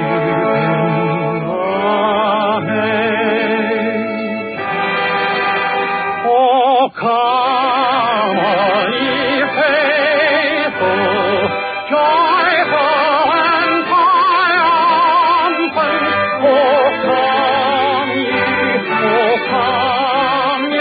to Bethlehem.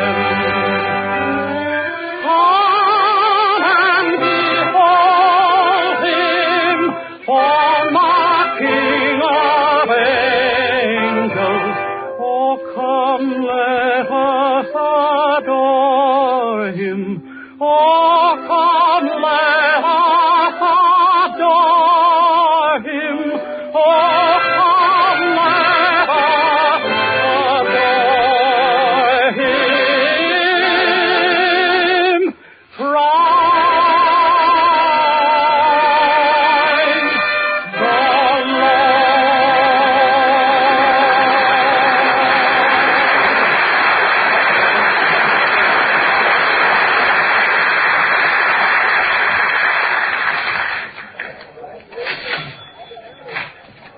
Boy, what a crowd. Stick close to me, Phil. You too, Mary. I don't want you to get lost. Okay, Papa. Are you going to take us to see Santa Claus, Daddy? Pipe down, both of you. Gotta have some system here. Now, let's see my Christmas list. I gotta buy a compact or something for my Aunt Molly. A lawnmower for Dennis. A Mickey for my writer.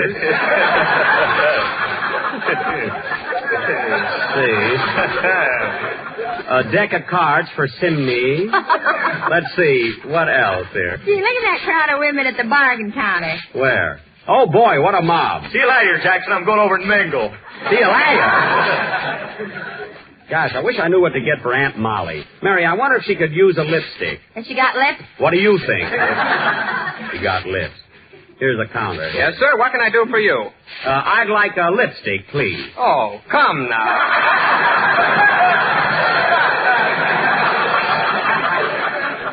Look, it's not for me. I'm buying it for my Aunt Molly. I see. A lipstick for your Aunt Molly. That's who it's for. She lives in Chicago on LaSalle Street. What number?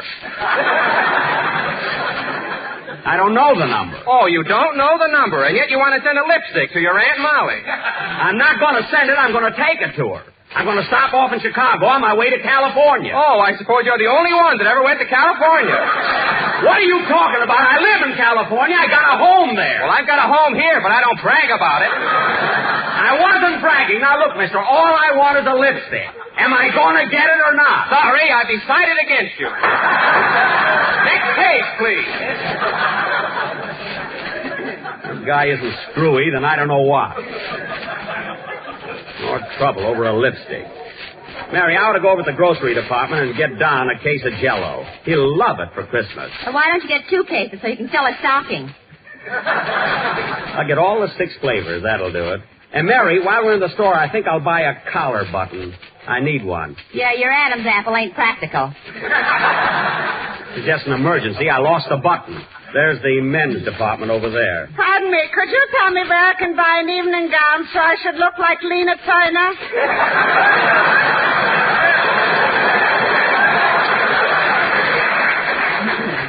Miss, that's Lana Turner. Lena, I'll never make it. Well, I'm sorry, miss. I'm Jack Benny. I'm not a floor walker. I saw your picture. Get ready.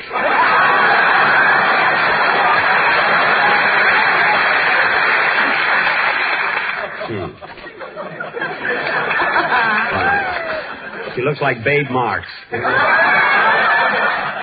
on, Mary, let's get that collar button. I haven't got much time. You'd have plenty of time if you stopped flirting with that girl. Who was flirting? She thought I was a floor walker, didn't she? Well, you didn't have to roll your big blue eyes at her. Mary, just because my eyes happen to be large and devil-may-care-ish, don't have to accuse me of flirting. Here we are. Good evening, sir. What can I do for you? I'd like to buy a collar button. A collar button? Yes, sir. Now, here's a nice one for $85. $85 for a collar button? Yes, that includes dress shirt, tie, socks, patent leather shoes, and a double-breasted tuxedo. Well, that's a good buy, all right, but all I want is a collar button. Sorry, we never break up a set. Well, now, that's ridiculous. You know, mister, I've shopped in every city in the United States, but I've never been in a store like this. I tried to buy some lipstick a few minutes ago. Lipstick? Oh, come now. It sounds silly, but I had a good reason. And the salesman at that counter insulted me. Oh, Jack, look. What is it? Look who's over there at that counter. Where? Right there. Isn't that Kenny Baker buying a camera? Well, sure enough, it is Kenny. Let's go over and say hello. Gee, miss, this camera looks swell. I think I'll take it. How much is it? $3. $3? Gee, Dennis would like it all right, but haven't you got something for 55 cents? Well, yes, but I thought you wanted to spend $3. I do, but he's already hooked me for $2.45. Oh, Kenny. Hello, Kenny. Huh? Oh, well, I'll be doggone. Hello, Jack. How are you, Mary? Gee, I'm glad to see you.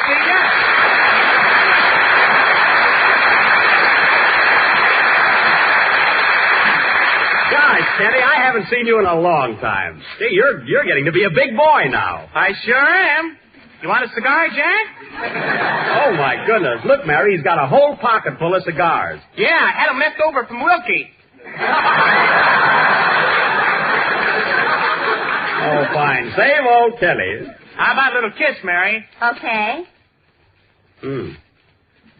Big boy, all right. Cigars and everything. All right, kids, break it up. Come on. Wow, he has grown up. Say, that was a real kiss, huh? Personally, I'm a wreck. Well, pull yourself together. Come on with us, Kenny. You can buy your camera later. I want to talk to you. Okay. I'll see you later. I gotta buy some hose. All right. So long, Mary. Say, Kenny, how do you like your new job? See, that Fred Allen is pretty tough to work for, isn't he? No, he's swell. We get along great together. Oh. And you know what, Jack? Mr. Allen pays me every week.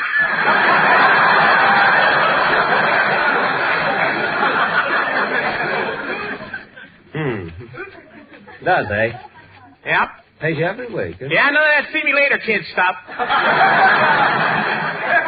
Well, you must have a pretty short memory, Kenny. I used to have that envelope for you every week, too. Yeah, but with Mr. Allen, I don't have to play treasure hunt. Oh, well, good, clean sport. Never hurt anybody. Say, Kenny. Yes, please? Oh, fine. Say, Kenny, I just happened to think of something. Remember the time you first came to work for me and I invited you over to the house for a Thanksgiving party? Yeah. I'll never forget how bashful you were. You remember I asked you if you wanted to have some more turkey? Yeah, and I was so darn nervous I said yes. Oh, that turkey wasn't so bad. Have you got much left? Same old Kenny. Gosh, I'll never forget the time. Kenny, remember when it was Halloween and I didn't know you were in the backyard? Yeah. All of a sudden I heard a noise at the window, and there you were. Wasn't that funny? Thanksgiving and Christmas are 2 days out of the year when it's fairly easy to decide on a dessert. Because you can figure that most families will be looking ahead to mince pie, pumpkin pie, or plum pudding. But during the rest of the 365 days of the year, choosing a dessert is always a problem. And that's where General Foods' new calendar of desserts comes to your rescue. This handsome recipe book gives you a different dessert inspiration for every day in the year. Between its bright, attractive covers, you'll find 365 suggestions for all kinds of delicious treats, profusely illustrated with beautiful color photographs. There's page after page crammed with mouth-watering pictures and descriptions of clever dessert dishes, pastries, puddings, cakes, and cookies, not to mention lots and lots of grand Jell-O desserts. A flip of the page brings you a new and tempting dessert idea every day, and it's easy to get, too.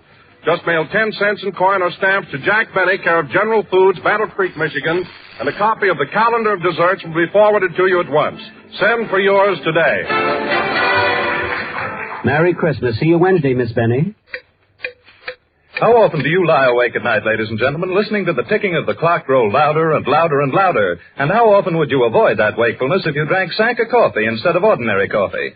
Sanka coffee permits sleep because it is 97% caffeine-free. And Sanka is real coffee at its delicious best. Start drinking Sanka coffee tomorrow. This is the National Broadcasting Company.